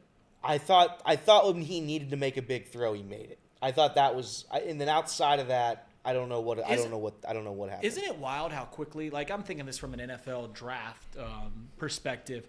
We go back to week 4 of the college football season. Yeah. The top quarterback, pretty much in everyone's mind, was Carson Beck. Now, Carson Beck's hurt right now, but, it's Cam Ward and Shadur Sanders right now. Yeah. And then if you probably asked back in week 4 who the second guy was, it was Quinn Ewers. And now he's nowhere near there because he looks terrible. He looks bad. It's just funny how much it changes throughout the year. And I always think about, back when the Bengals got the first overall pick that got us Joe Burrow, we were playing week 13 playing for Tua. And then Joe does what he does the final month of the season, and we're like, all right, how can we look anywhere else? But it just really is interesting going into today's game. We all liked Notre Dame. Is that what I was? Drake's at Georgia. Drake's at Georgia. Casey? I think the thing with college football in terms of preparing quarterbacks is that so often the target is predetermined in college football. You're not making the reads as much as you would in the NFL. And so for those players who aren't necessarily playing in an NFL offense, and no offense to Steve Sarkisian, but he's never really been known for developing quarterbacks. He's always had a high-powered offense, but it's never really been developing the talent. It's just been he's got good talent, and he just makes it happen. But I think the challenge is that for Quinn Ewers is that he hasn't really developed that ability to read a defense pre-snap. He hasn't really been able to determine where to be going with the ball, where his reads should be. And he's just making these predetermined throws that oftentimes are either covered or double covered, and that's when he gets in trouble. So I think from that perspective, Quinn Ewers has a lot of growing to do before he's ready to be an NFL quarterback. There were talks about him deciding to stay and transfer for one more year, so not sure if that's been finalized yet, but that's at least kind of the rumors. There were reports right now that there were offers over $6 million for him to come back and play 1 year. There was a Big Ten offer, an ACC offer. It's like Michigan State, and something else. I saw Michigan State and potentially Oregon. Why wouldn't you? Why would you go to the NFL right now if you have a $6 million offer on the table? Johnny Manziel said. Well, if you're going to be a first-round pick, you get $10 million. If you're going to be a first-round pick, you get like $10 million, right? But if you're playing back into the first round, you can come back for 6 and go get picked in the first half of the first round, and you're netting like $5 million plus. Mm-hmm. But it's a harder injury QB draft next year too, right? Right. Like it's next. That's the one thing that is also a pretty weak QB draft. Yeah, you're right. That's a good point about my biggest question about this last week in the playoffs. Drew Aller has to change his mind, right? Drew Aller announced that he's coming back to Penn State next year. The way Jalen Milroe has looked down the stretch of this season, the way Carson Beck's injury went, the way Quinn Ewers looks, he's without question the third best quarterback in this class, right? Yeah, I think he is. Cam Ward, Shador, Drew Aller, if he goes. Yeah. I think pretty no-brainer big fall off to the floor, which makes him a top 10 pick. I don't think it would happen, but if Penn State were to win the championship, he would have to go. I mean, that would screw Penn State to levels hitherto undreamt of, because Bo Prabula already left to Mizzou because Drew Aller said he was coming back. So that would be an absolutely crazy situation to monitor as we go through here. But draft guys have been watching Aller play. I've been high on Aller for a while. I think he'll be the number 1 quarterback taken next year if he does come back. I don't know that the Giants wouldn't take him at 5. Yeah. You know what I mean? And this is where we don't need to have this conversation today, but this is where you have the problem with the current transfer portal timeline, is that because of the academic calendar for universities, it has to be before that second semester starts. But Drew Aller having this playoff run and potentially, like you're saying, going to the national championship, having already predetermined that he's not going to transfer at this point and that he's coming back, puts Penn State in such a tough position. And it's all because of the transfer portal timeline, and there's nothing they can do about it at this point. But that's got to be reviewed at some point too. At some point, you're going to have to look at a free agency style, market, and it's tough because ultimately the NCAA wants this to be about an education, but nothing that they do really leans that way, and they're going to have to start looking at that as well with the transfer portal and NIL. Here's the thing that I wonder about, and I know we're just kind of going all over the place now, and we've been talking about drafts and quarterbacks and stuff like that. I wonder how much NFL teams are going to, like, if you're looking at a Cam Ward as opposed to Drew Aller, all these guys, and to credit guys like Jackson Dart and Quinn Ewers. Look at who's succeeding in the NFL right now from a rookie basis. It's Bo Nix and Jaden Daniels, and they started for 5 years in college football. There's something to be said about guys that have played a long time. Drew Aller's been a 2-year starter. Sanders has been a 2-year starter. Cam Ward's been a 3-year starter. I think teams are going to start. I don't know if they were already taking that into heavy account. It seemed like it kind of went the other way based off of what we saw with Josh Allen, and played like 2 years at Wyoming and wasn't very good, but he pretty much boomed in his second year. And then you saw that 2021 draft class. It saw guys like Trey Lance and Zach Wilson and all these guys that didn't play for a long time. And part of that's because of COVID. Part of that's things they can't control, and there was fewer games to play. You were taking talent. Anthony Richardson's another guy that only started, 9-10 games in college football before he gets drafted. You were taking talent, size, kind of the projectables, and not what you've seen them playing. There is something to be said about playing a lot of games at the college level. We're going to head into our final segment here on Off the Bench, presented by United Dairy Farmers. Remouse filling in for Justin Kenner on 1410 Wing AM.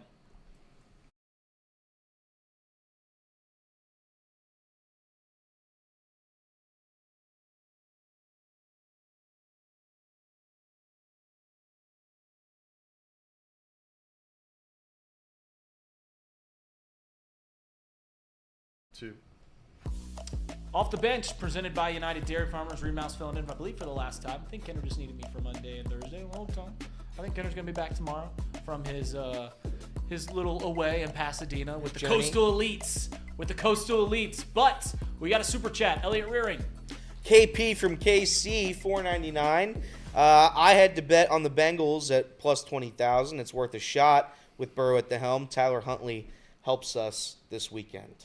I've said, for the long time, I saw it back when we were 4-8, and maybe it was when we were 5-8. Maybe we'd won a game, and I said, I think we're gonna be competing until the end of the year. I said, get me to week 18. Just get me to week 18. Admittedly, I was hoping for another domino to fall. I was hoping for at least the Dolphins to be out of it as well. Yeah. I was hoping for them to lose a game, and it would just come down to the Bengals winning and the Broncos losing. Obviously, there's something else to happen there. There's 3 things. Bengals got to win, Broncos got to lose, and the Dolphins got to lose. As we get a little fuzzy there for a second. Camera was refocusing there. I go into this final week understanding that things aren't 18-1, 17-1. He said he got 20-1 there. I go into this final week wanting one thing, and I know we had a small disagreement about this final game, and I just want to beat the tail off of the Steelers, and that's what I'm hanging this final week on. If the other things fall into place, God, I would love that. God, I would love to play another week going into Highmark Stadium next week. Hopefully it snows again. We'll bring back Jackson Carman for a one-time one time off and up in Buffalo, but I don't think any of that's going to happen. So I'm just hanging my hat on playing a competitive game against a competitive Steelers team that plays all their guys, and we kick that ever living crap out of them. And that's all I'm hanging on. But we talked about the Pro Bowl earlier. Any snubs, any surprises there? I think Chase Brown kind of being an alternate was a bit of a surprise. I don't know if it's a surprise. I think he's been one of the better running backs in the NFL since he's taken over as the starter. Do we know what the official week was when he took over? When It Zach was week 7. Week 7. Yeah. I mean, he's been unbelievable. He's been absolutely incredible. If he plays this week, do we know if he's playing this week? He's still questionable. Still questionable. If he were to play this week, he's going to have more rushing yards than Joe Mixon had this season. He's been incredible. Who also missed games. Who also missed games. Yep. I think he's been one of the shining stars. And if you look at next year for the Bengals and you start talking about the future, who has to go, who's here for the long haul, I think Chase Brown's going to be here for the long haul. I've been impressed with what he's done this season. He's been able to keep the Bengals' run game afloat despite not having a backup running back for the past 6 weeks now. No disrespect to Khalil Herbert, who did have a somewhat solid overtime period against the Broncos. But outside of the speed option, which I guess we can talk about too, Zach Taylor's little video Casey sent us the other day was very funny. But outside of that one overtime period, Khalil Herbert's been a nothing, and he hasn't done a single Fumbled thing. the ball. Well, He didn't. He didn't, though. It was Joe Burrow's fumble. It's been awesome to see. So I'm not shocked at that. Orlando Brown, I thought the offensive line has been or at least 2 players in the offensive line have had good years, so I'm not shocked at that. 3. 3? Ted's had a good year. Ted's had a good year. Okay. Guards aren't killing it. The guards are abysmal. And Yeah, the guards aren't killing that's seen in a lot of the center numbers. The guards aren't doing very well. But I think about Chase Brown. Credit to the guards, though. I don't think they could be worse. They've They're bottomed the out. bottom of the barrel are guards here. And I've been a long-time supporter of Cordell Volson. I famously said he was a hit in the draft. But we got 3-year starter out of a 5th-round draft pick, so I'll count that. One of Taylor's 9, baby. Yep. Here's the thing I'll say about Chase Brown. I saw Drew Garrison, friend of the show, Drew Garrison. He was tweeting out because I think Jay Morrison put out some stats about Chase Brown compared to Joe Mixon either this year and last year. And Drew tweeted out, and I disagreed with this, and this is why I'm bringing this up. He was like, yeah, this is all well and good, but we weren't packaged Chase Brown as the replacement. We were packaged Zach Moss as the replacement. To that, I would say, I don't care. You can package me whoever you want as the replacement. If we get a good replacement, it worked out. It's fine. It's good. I think it was always Chase Brown fits this offense much better than Joe Mixon ever did, and Chase Brown is someone I'm very excited about. I think we still need some help in that running back room. But Chase Brown having a phenomenal year, and if you want a comp, everyone likes their comps. The comp is he's Austin Eckler light. Yeah. He's the diet right. He's really, really good. Runs the ball very well. Can catch out of the backfield. You could ask him to go out in the slot in an empty set, and he can still get open every now and then. Fuzzy Balls with a $5 super chat that I think is pretty fitting here. He said, I would offer T 5 years, 125. These next 5 years will be better than the past 5 years. He's better now than he's ever been. Keep improving. If T would take that, sign it. I'm on board. Yeah, get it done. Craig and I were talking about this after the Broncos game on Saturday, and I brought it up because it seems to me like the one thing the Bengals have going for them is the elite offense, and that includes T. Higgins. I think I know it's going to be hard to do, but good owners do this. I think Craig asked the question, do they have the responsibility? Does the ownership have that responsibility? Are they going to be able to spend this money? They have to. They have the obligation to the city, to the players and the team, to anybody to spend as much money as they humanly can under the cap or at the cap at least to make the roster as good as possible, and that means bringing T. Higgins back. People think, you can't pay 2 wide receivers. I'm going to be honest, the defense has so many flaws that I almost trust them just keeping the offense elite more than I trust them fixing the defense. Would it be a wrong organizational move? Maybe. But do you trust Zach Taylor and Duke Tobin to revamp this entire defense? Because that's what it takes. It takes an entire revamp of everybody. Right. Probably trading Trey Hendrickson and while also having to maintain the offense, which is the only reason you're in this season to begin with. And you're not really even in it. And the biggest thing that I had a problem with paying T. Higgins a while ago was you have to pay core pieces on the other side of the ball. And if you have all that money locked up on offense, you can't give big contracts on defense. Who has shown that they're a core guy on defense? Nobody. I mean, we kind of hoped at this point Cam Taylor-Britt would have taken a stab and been a corner one. You could lock him down. Obviously, we've paid the linebackers, none of the safeties. Cam's on this team for the long haul. Cam's fine. Well, I was saying big money contract extension. Yeah. Like he's not a corner one contract in the near future. Like the only big money contract on this roster right now is T. Higgins. Yeah.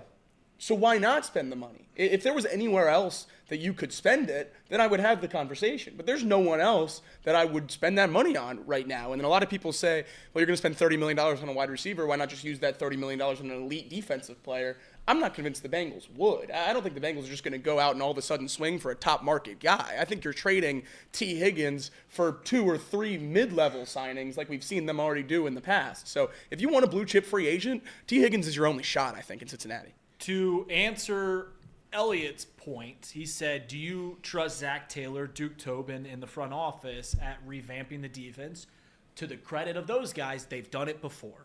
They have done it. It was 4 years ago, 5 years ago, and they've tried since then, failed miserably. But at one point, we were looking at this 2019 team, and it was the worst defense in the league, and we go out and sign Awuzie, Trey Hendrickson, down the list, Eli Apple, and you go down the list, and Von Bell, every single one of them was a hit. We've missed ever since then, so I don't have a whole lot of credit there. Shout out Sheldon Rankins. Sheldon Rankins was an absolute bust. There's no way around that. They Tried also his drafted best. well. Every single thing. Maybe it was just a level. Maybe it was just water coming back to its level. Like we hit on like 6 straight, and now we got to miss on 6 straight, and then we'll get back to 50-50 on the next 6. But I'm with you on I want an elite offense because maybe you guys will disagree with me. And I feel like Elliot's certainly going to disagree with this take right here. I will take what I've seen from this Bengals season, as miserable and as terrible as it's been, all the heart gut-wrenching losses. Every single game's exciting because the team's scoring 30 points a game. I will take that over what we've seen with the Pittsburgh Steelers over the last 6 years where they limp in.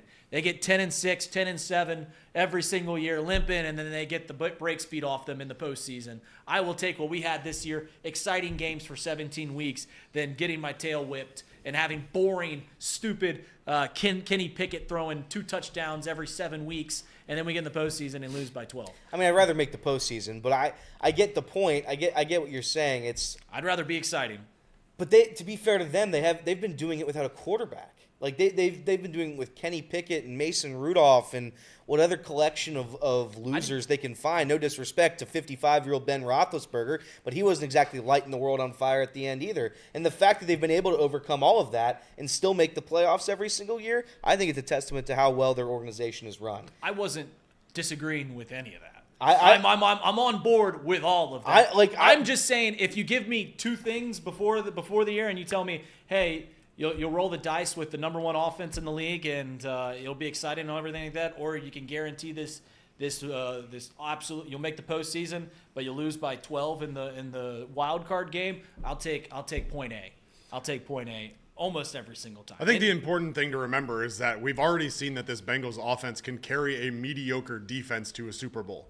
And ultimately, what does it take to get this defense? Don't tell other people in the company that. What does it take to get this defense back to that mediocre level? Because the question is, do you believe in guys like DJ Turner and Dax Hill to be able to help get you back to that level? And guys like Logan Wilson, who all missed significant time this year, who were slotted in to be key cogs in this defense that just weren't available because of injury. So if you believe that them coming back brings you back to be a, let's call it a top 20 defense, and then you go out and add in free agency one of those mid-level or 2 mid-level free agent signings, and that can get you to a top 15 defense, with that number 1 offense, that top 15 defense is plenty to get you into the playoffs and succeed. And so it all comes down to how much faith do you have in those 3 guys to be back and be healthy next year and contribute to the level that you expected, and then be able to supplement that through the draft and through free agency while keeping T, because you don't have to spend on a big free agent on defense if you have faith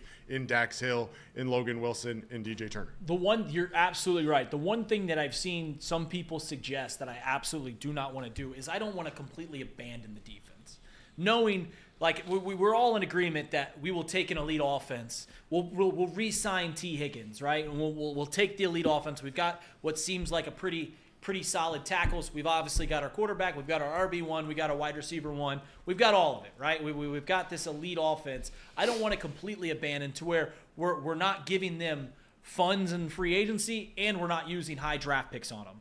We still got to do one or the other. I think the problem is if you don't extend T. Higgins, is that this front office has shown time and time again that they will use a premium pick on that position. Yeah. And so if you don't re-sign T. Higgins, I don't have faith in Duke Tobin and Zach Taylor to give that premium pick to the defense like they really should, or at least to the trenches with the offensive guard if that's the position that fits available when they do pick.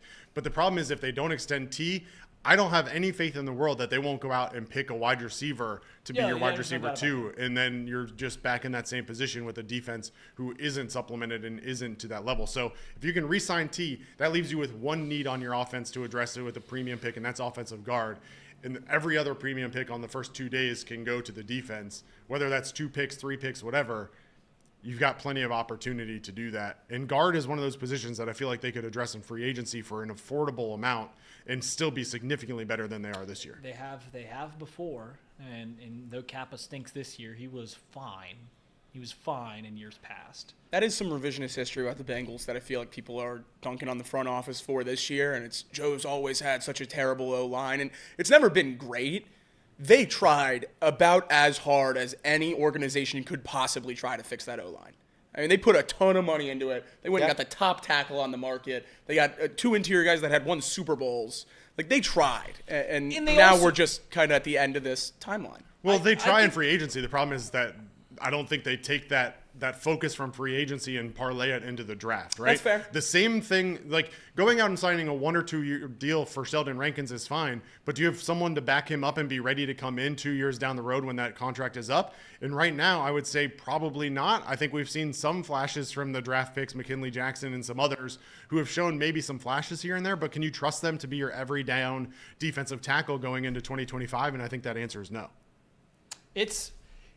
I think there's a lot of revisionist history about a lot of things when it comes to the Cincinnati Bengals, and when we look at years past, like I just addressed it with Elliott not too long ago. Is like, don't trust the defense or don't trust the front office at getting this team a great defense. When, like I said, the reason that defense was where it was 3 or 4 years ago was because of free agent signings. And it was a draft pick of Logan Wilson, a draft pick of Jermaine Pratt, and that was pretty much it. The rest of it was all trades with B.J. Hill and signings of Trey Hendrickson, Ogunjobi, all these things kind of came, and now we're seeing the inverse of that to where Dax Hill hasn't been good, Miles Murphy hasn't been good, but you got to feel like we got to hit on one of these guys sooner or later. And then the earlier we are, the better we are at picking, and maybe that's just wishful thinking.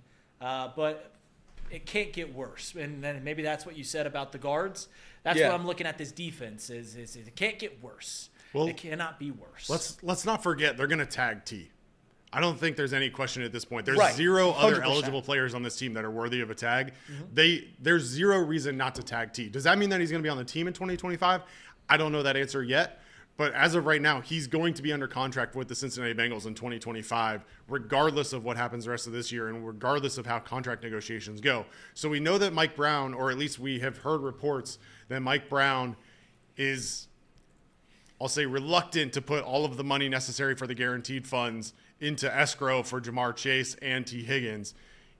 Maybe there's a world where they're putting it in for Jamar Chase this offseason. T. Higgins gets his big extension next offseason to try and offset that a little bit. It's not the ideal world by any means, but it is an opportunity that, you can tag T this year. You could theoretically tag Jamar next year if you need to. Either way, these guys are going to be here next year if the Bengals want them to be here. The question is going to be, which is better, tagging him and keeping him, tagging him and signing him, or tagging him and trading? I'll take Elliott's side here. How long can you kick these contracts down the road when we just saw that? We saw Joe just say that. Yeah. We saw Joe just say that. Well, right. But not signing Jamar Chase might be the reason we're going to miss the playoffs this year. because who knows how that Patriots game goes if the offseason's handled differently. So I don't think you can kick the can anymore. You got to get it done. And it's not because of money, and it's not because of the market moving, and it's not because of guarantees. It's because when you have guys playing at this level in your facility, you have to show them that that matters. And I feel like more often than not over this era of the Bengals, and I've been for it a lot of times, they've told guys that they've drafted and have played to everything you could have dreamed the draft pick to turn into. Great, thanks, find a new home. And I think at some point that messes with the locker room. And now you have two guys who are obviously great friends with each other and very close with the guy that runs your franchise in Joe Burrow. And you got to keep him here. And I think you got to lock him up this offseason if you're going to do it. Or you got to move T and get some value on that tag. I just think if you have to trust the front office to do anything, I trust them to retain a good player more than I trust them to go out and find new talent that's not going to have mystery illnesses for the last 9 weeks of the season. That's what I would do. And if I could trust the front office, if I could trust this organization to be run like Pittsburgh, then yeah, I'd say don't sign T. We can get that talent elsewhere on the defense and make literally the worst defense in the NFL top 25. I'm not asking for a massive jump here. I mean, if you get a little bit of improvement on the defensive side next season while retaining the offense to this level, it's a Super Bowl team. So that's the last thing I really have to say on it. I hope the Bengals are take a good hard look in the mirror after this season, which is part of the reason why, I mean, it would suck and nobody wants it. But if they were to lose to the Steelers on Saturday and you fail to be above 500 this season with a completely healthy Joe Burrow and an offense that looks as good as it could possibly look. An easy schedule. I think if you have all of those check marks and somehow miss the playoffs, there has to be some sort of organizational look in the mirror where this isn't working, something needs to change. I don't know what that change would be, but it needs to happen. A couple super chats. Colin Will, Joe Burrow is the best quarterback in the world. Anybody who disagrees with that can argue with the wall. I don't know. That was probably the craziest part of the season, the people that kept saying Joe Burrow wasn't very good. You know, the turnovers late, Joe Burrow's turnovers. Ugh.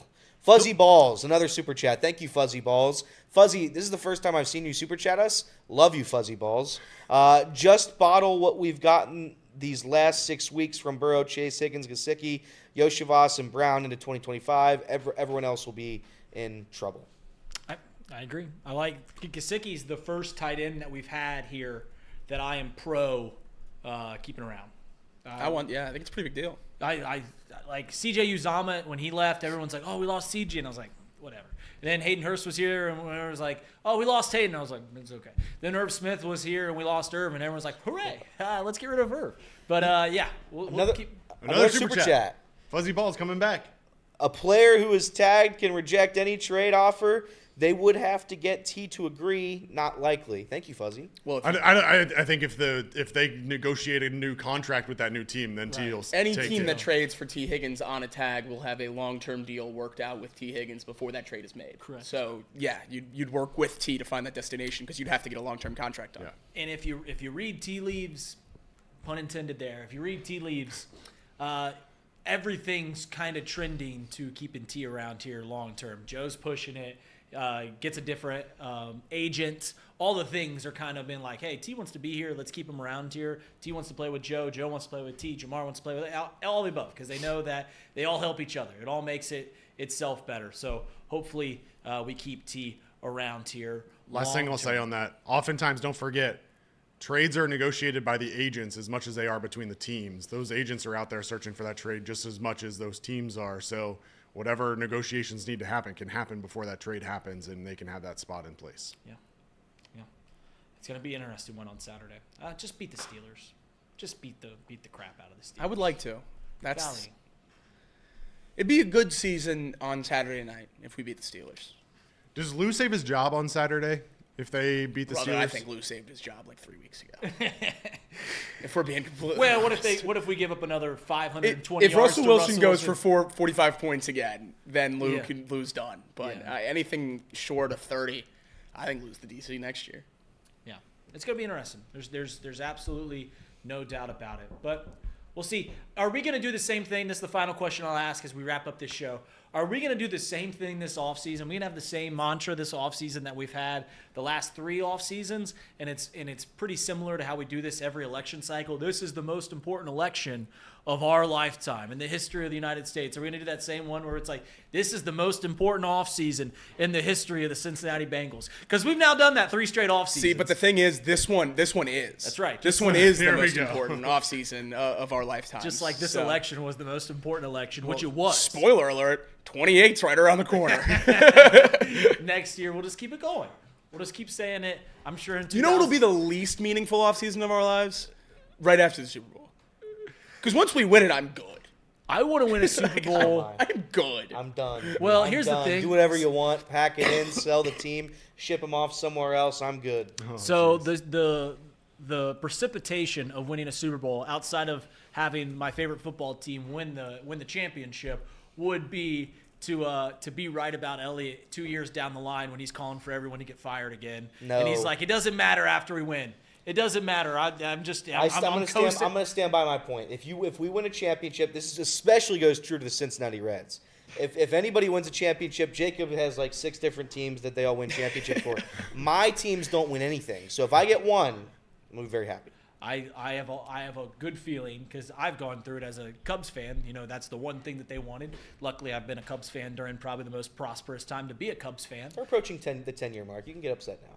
Well, we fired the coach that broke a 108-year drought 3 years later when he made the postseason in all 3 years. And we just fired him. We're like, that's it. And I have a feeling that What's it like to have a team with standards? Yeah. That's weird. I don't know what that's like. Could you imagine making the playoffs 3 times in a row? It's impossible. yeah. And firing a coach for not advancing? Not letting them stick around for 16 years? Ugh. Yeah, it was the best was the Joe Madden quote after he got fired. And he's like, well, because it was a mutual fire, which I actually do think Joe was tired of being the manager of the Cubs. He's like, I'll tell you what, these players don't go out and get drunk anymore together. That was the thing. He's like, they just go up in their room and they play video games. This is what happened to the world I knew. This was Off the Bench. This concludes us on the radio side. We're going to stick around for a little bit on the YouTube side. If you're a listener on 1410 Wing AM, find us on YouTube. Search Chatterbox Sports live every day, 10 to 12. Justin Kenner should be back tomorrow. If he's not, then you'll have another day with me. Craig Sandlin in the room today. Craig, thanks for joining us here on ESPN Radio. But that does it for us. Off the Bench, presented by United Dairy Farmers.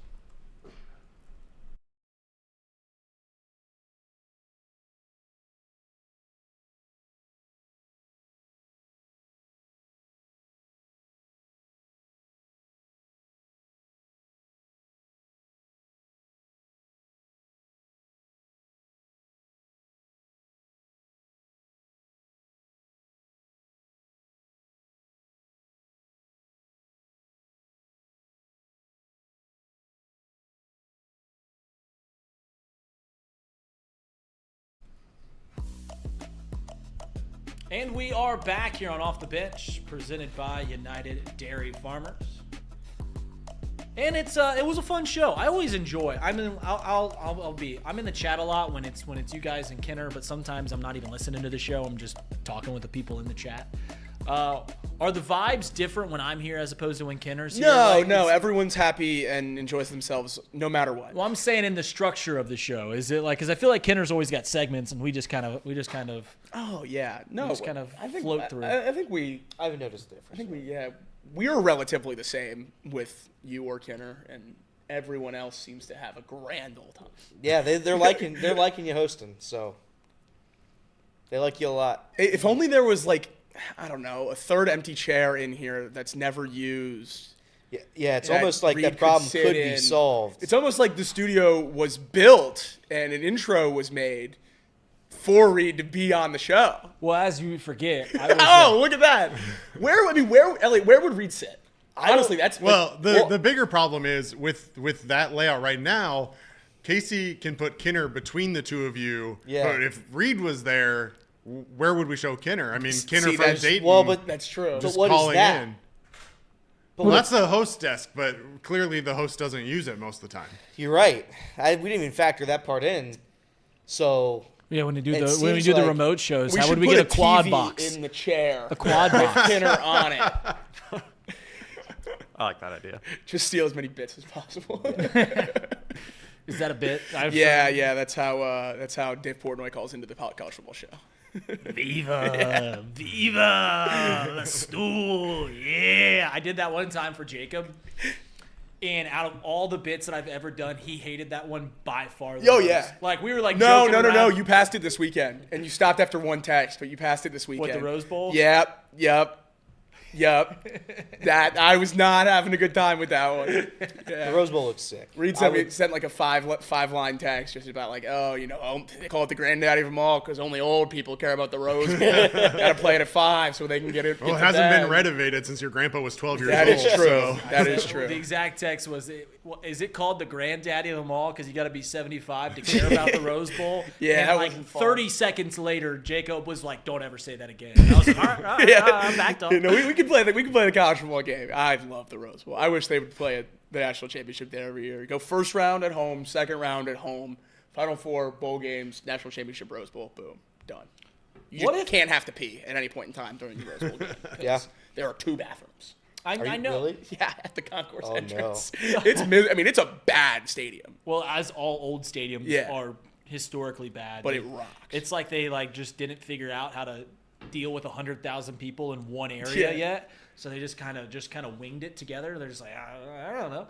It's kind of like how old stadiums, like baseball stadiums, have obstructed views. They just put a chair behind a pole and they're like, no one's gonna care. Like they want to watch the game. Pfft, what are they talking about here? But it is fun. The Rose Bowl certainly has one of the coolest settings. My cousin works at a metal detectors, so he gets to go to all these different stadiums, go to all the different games, and he fixes them and stuff like that. So he's telling me, he's like, out of all the places I've been, the Rose Bowl is by far the coolest. They're doing the top shots. He's like, yeah, there's a 9-hole course right there. You've been there a couple times. It seems like a bucket list venue for things. Do you think we'll ever get to a spot in football, either college football or the Super Bowl, where we just have one venue? It's a neutral site, but we just build this beautiful in a nowhere town, right? In the middle of nowhere, and people got to go out there for the That'd be Super Bowl fun. every single year. That'd be cool. that'd be Like awesome. Omaha for the College World Series. Yeah. They're the only sport that I think that does it that way, because college basketball rotates, and then obviously the professional sports and basketball and Isn't softball always in Oklahoma City? yeah, it is. It Yeah. is. It'd be interesting. But that would be awesome. That would be awesome. At least rotate it through the iconic bowls in college football. I think that'd be cool. You play, Cotton Bowl. I guess they do play in Miami at the Orange Bowl. But the reason it'll never happen in the NFL is because they have to do the first year new stadium thing, or first 5 years after the new stadium, so they can get the eyeballs on it, which stinks. He's gonna be wild if Cincinnati ever gets a Super Bowl. Cleveland's gonna get one. Cleveland and Buffalo. And so, that's a 4-hour drive. The Bengals are in it. That works for me. I'm fine by me. Oh man, can you imagine media day down in Cincinnati? Or just the Yeah. week-long celebration of the Super Walking Bowl. across- Super Bowl, the Bengals aren't playing, and Patrick Mahomes and Travis Kelce crossing the street. Oh to go to my practice. God! I can't wait till they have to cross the street. Oh, they gotta practice outside, Yeah. so 4 in a bubble. Yeah, no 4 in a indoor. bubble. No, we deflate that sucker as soon as we're eliminated. You come to Cincinnati, you play outside. Yeah, Mike Brown's like, how much does it cost to keep that thing? Right. keep the energy going in that one? Yeah, deflated. They can go to West Claremont High. That is an indoor facility. I think Moeller's getting an indoor facility here soon. It is ridiculous. The national pundits that always talk about this, I hear high school's got better facilities than the Cincinnati Bengals. Yeah, pipe down, buddy. They do. They do. But pipe down here. Is it Idaho State who still plays in a bubble? Yeah. No, It's they Idaho play at a dome. It's not a bubble. Idaho State or Idaho? Idaho's in the Kibbie Dome. Idaho. It's a is maybe dome. I'm It's thinking about. indoors. It's not a bubble. Idaho's a dome. It's not a bubble. I thought it was a It bubble. looks like a bubble. Is it a bubble? Yeah. Hold on. Let's look it Syracuse up. plays indoors too. They play in their basketball stadium. Yeah. Yeah. Kibbie Dome is a dome. Outdoor concrete football stadium. Yeah, I was gonna say it's a dome. It's not a bubble. But I've never actually been inside of a bubble. It's got to be weird. I don't think I have either. Yeah, obviously UC used to have It looks that so bubble. much like a bubble in there. It's in Moscow. Yep. Interesting. Yeah, Moscow, Idaho. Idaho State's the same way. It's got the little curved. Indiana State. So does North Dakota State, I think. Not Fun Indiana fact. State. Really? Oh, go ahead. Indianapolis University So NDU, D2 school, they had a bubble, but they put like structures inside of it. Like they put like the weight room and it's got, like, floors and stuff like that. And I was like, why didn't you just build a building? Build a building. I mean, I'm sure it's cheaper like to begin with. Yeah. But Indiana University, they have a bubble. At least they used to have a bubble, unless they do it. The Ravens actually built Hogwarts and play football in it. Yeah, and their quarterbacks are running backs, so who cares? Yeah, the Ravens facility looks crazy. That's my biggest takeaway from Hard Knocks is what the hell is that facility, man? So Casey sent this clip. So I think on Monday I ranted about this. I ranted to you guys in our group chat about this. About the speed option play. Yeah, we brought it in on Tuesday night and talked about it on Chatterbox Bengals just because of that. I think I will go back and I will even after seeing this clip still think it's the craziest call that I've ever seen. And I was giving flack to Zach Taylor for calling it. I was like, it's a play that we've seen one time in 4 years with our backup running back, with a quarterback that's absolutely cooking in overtime. Why are we running a speed option? And then we find out it was Joe's call. Yeah. And I'm still like, even the best part is even Zach Taylor was like, yeah, that was certainly interesting. I could not even imagine what would happen because and the way Zach was like, yeah, running back that has never played.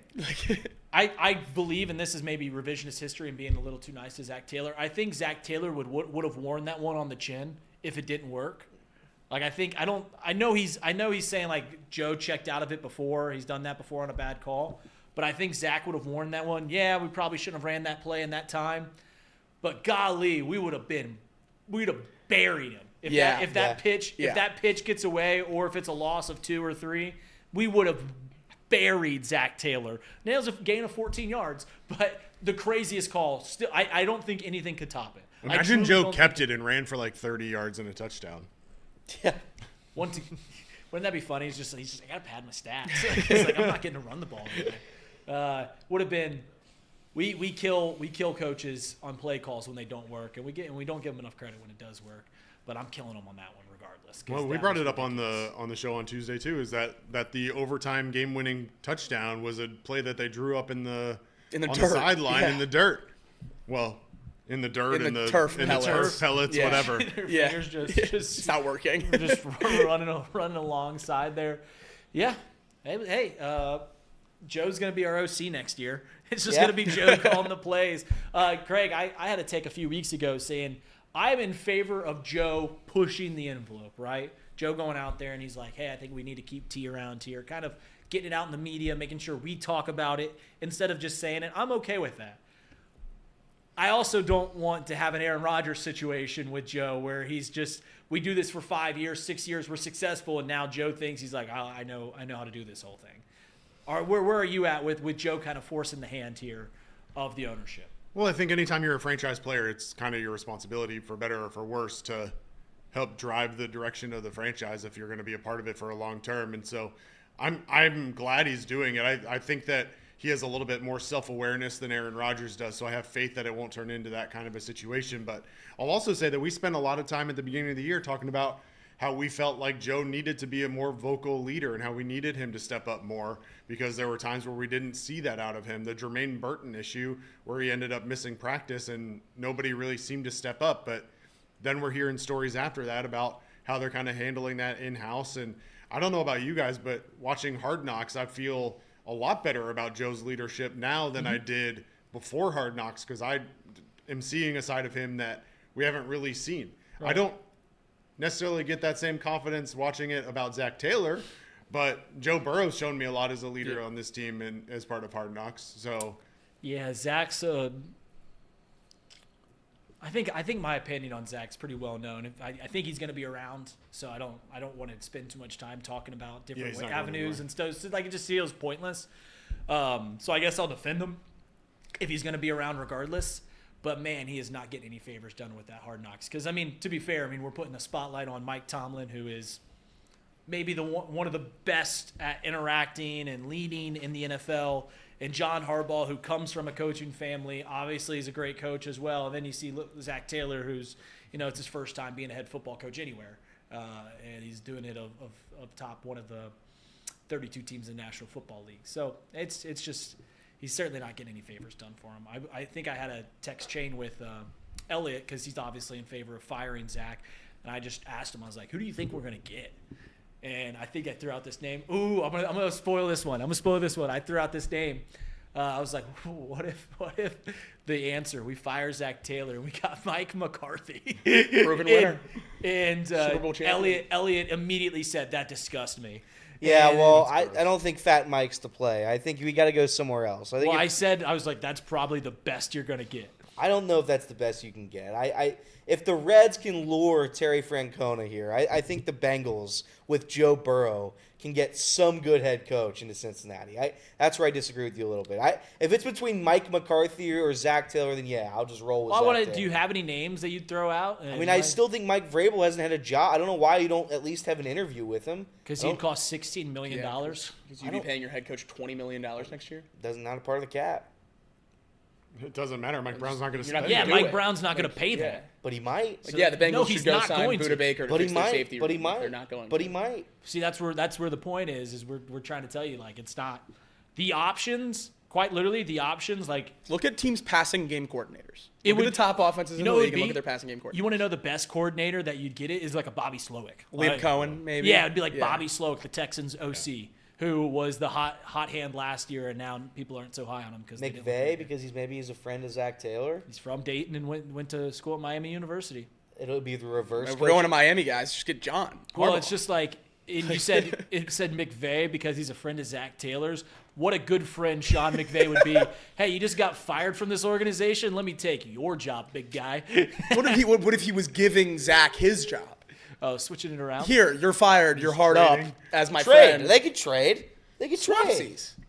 It's pretty funny. Lincoln Riley, Oh my God. run it back. I brought Lincoln Riley. Lincoln Riley. Oh man, the Los Angeles Rams have actually. Scott Satterfield. So we make a big to do, and it's rightfully so. What about Sark? Yeah. Sark's playbook is awesome. But I would like him to look in the eye of Cade York and try to find the glory that is a made field goal. I'd like him to do that.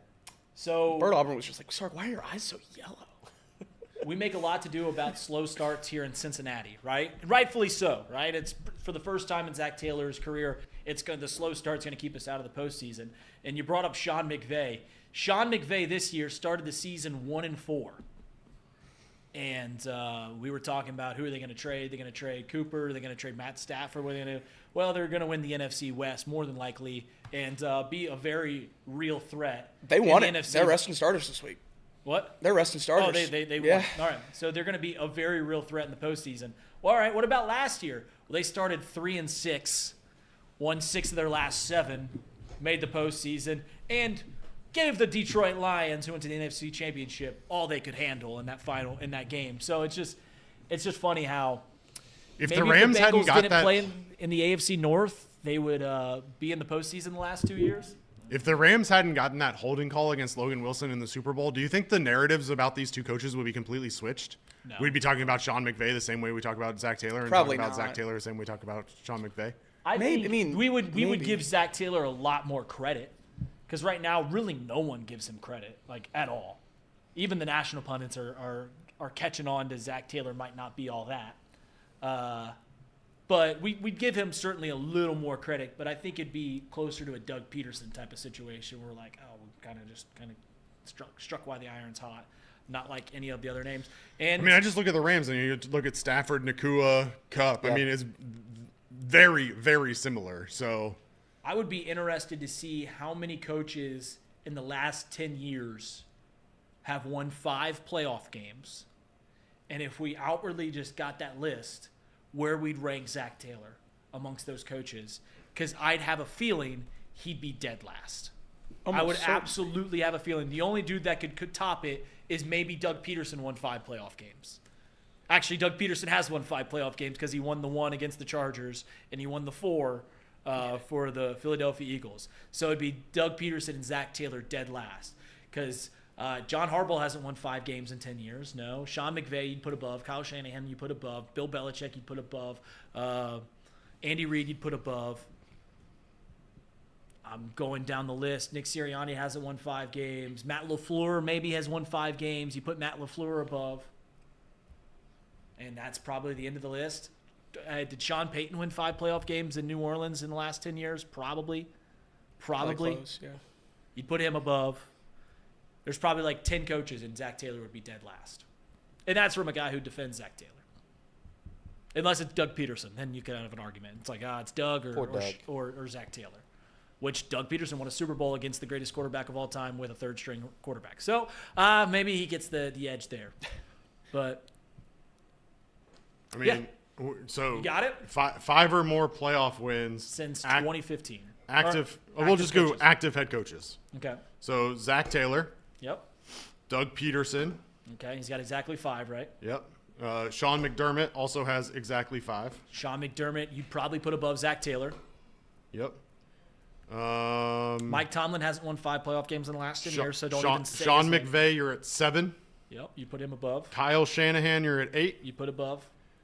Mike Tomlin, you're at 8 total. I don't know. He This hasn't is won lifetime. 5. He won 5 like the first 3 years and hasn't won like 3 since. Sean Payton has 9 total. So no. So he wouldn't even have 5 in the last 10 years. Yep. Mike McCarthy has 11 total. And he has won 2 as the Cowboys. John Harbaugh has 12 total. I think he's probably right at 5 if I had to guess. Yeah, He but won 2 last year, or he won 1 last year. Yep. But he's got to be at 5. Yeah, and then Andy Reid at 26. I bet you John Harbaugh hasn't had 5 in the last 10 years. So we're talking like 7 coaches have done that in 10 years. I mean, we won just 5. looking at active coaches all time, that's the entire list. So I mean, it can't be very much longer than, or can't be a whole lot different if you're looking at the last 5 years. Yeah. I don't know that there. I mean, other than it, maybe Doug Peterson, I don't know that there's a coach on that list that you take over. And I don't know what that says about Zach Taylor. Does it say that we don't give him enough credit in this town, or does it say that's how bad he's been, that he's on a list with all those Hall of Fame coaches, and we're still talking about him like, yeah, we should probably get him out of town? So it's like it's one way or the other. It's not nuanced here. It's either we're not giving him enough credit, or he really is that bad, and he was saved by a miracle season or a miracle 2 seasons. Yeah. Well, I mean, we weren't talking about Marvin Lewis this way after 5 years. We certainly got talking about Marvin Lewis this way after 10, 12, 13 years. But after 5, we certainly weren't talking about Marvin Lewis this way, and he didn't win any playoff games. So I don't know. I think at the end of the day, when you add a quarterback like Joe Burrow, it completely changes the expectations for the franchise and puts a lot more pressure on the entire franchise top to bottom. So that's what a blessed year 2024 is. Even though we didn't make the postseason, Joe Burrow never got hurt. We'll see you guys tomorrow. I think Kenner will be back. We're gonna be boxing. No boxing. No boxing. But come out to Champions. See us tonight. Come out to Champions. Grill with an E. Work road with an E. Did I do that joke right? I don't think you did. I don't think I got to the punchline as well as you guys. There's not really a punchline. You got to play it up way more because it's not funny. So it's on you to make it funny. Okay. Champions Grill with an E. Yeah. Perfect. That's on it. Work Road with That's an it. E. I think you got it. Yeah. Yeah. See you guys. That's fun today. Thanks for all the super chats. Today was a blast. See you guys tomorrow.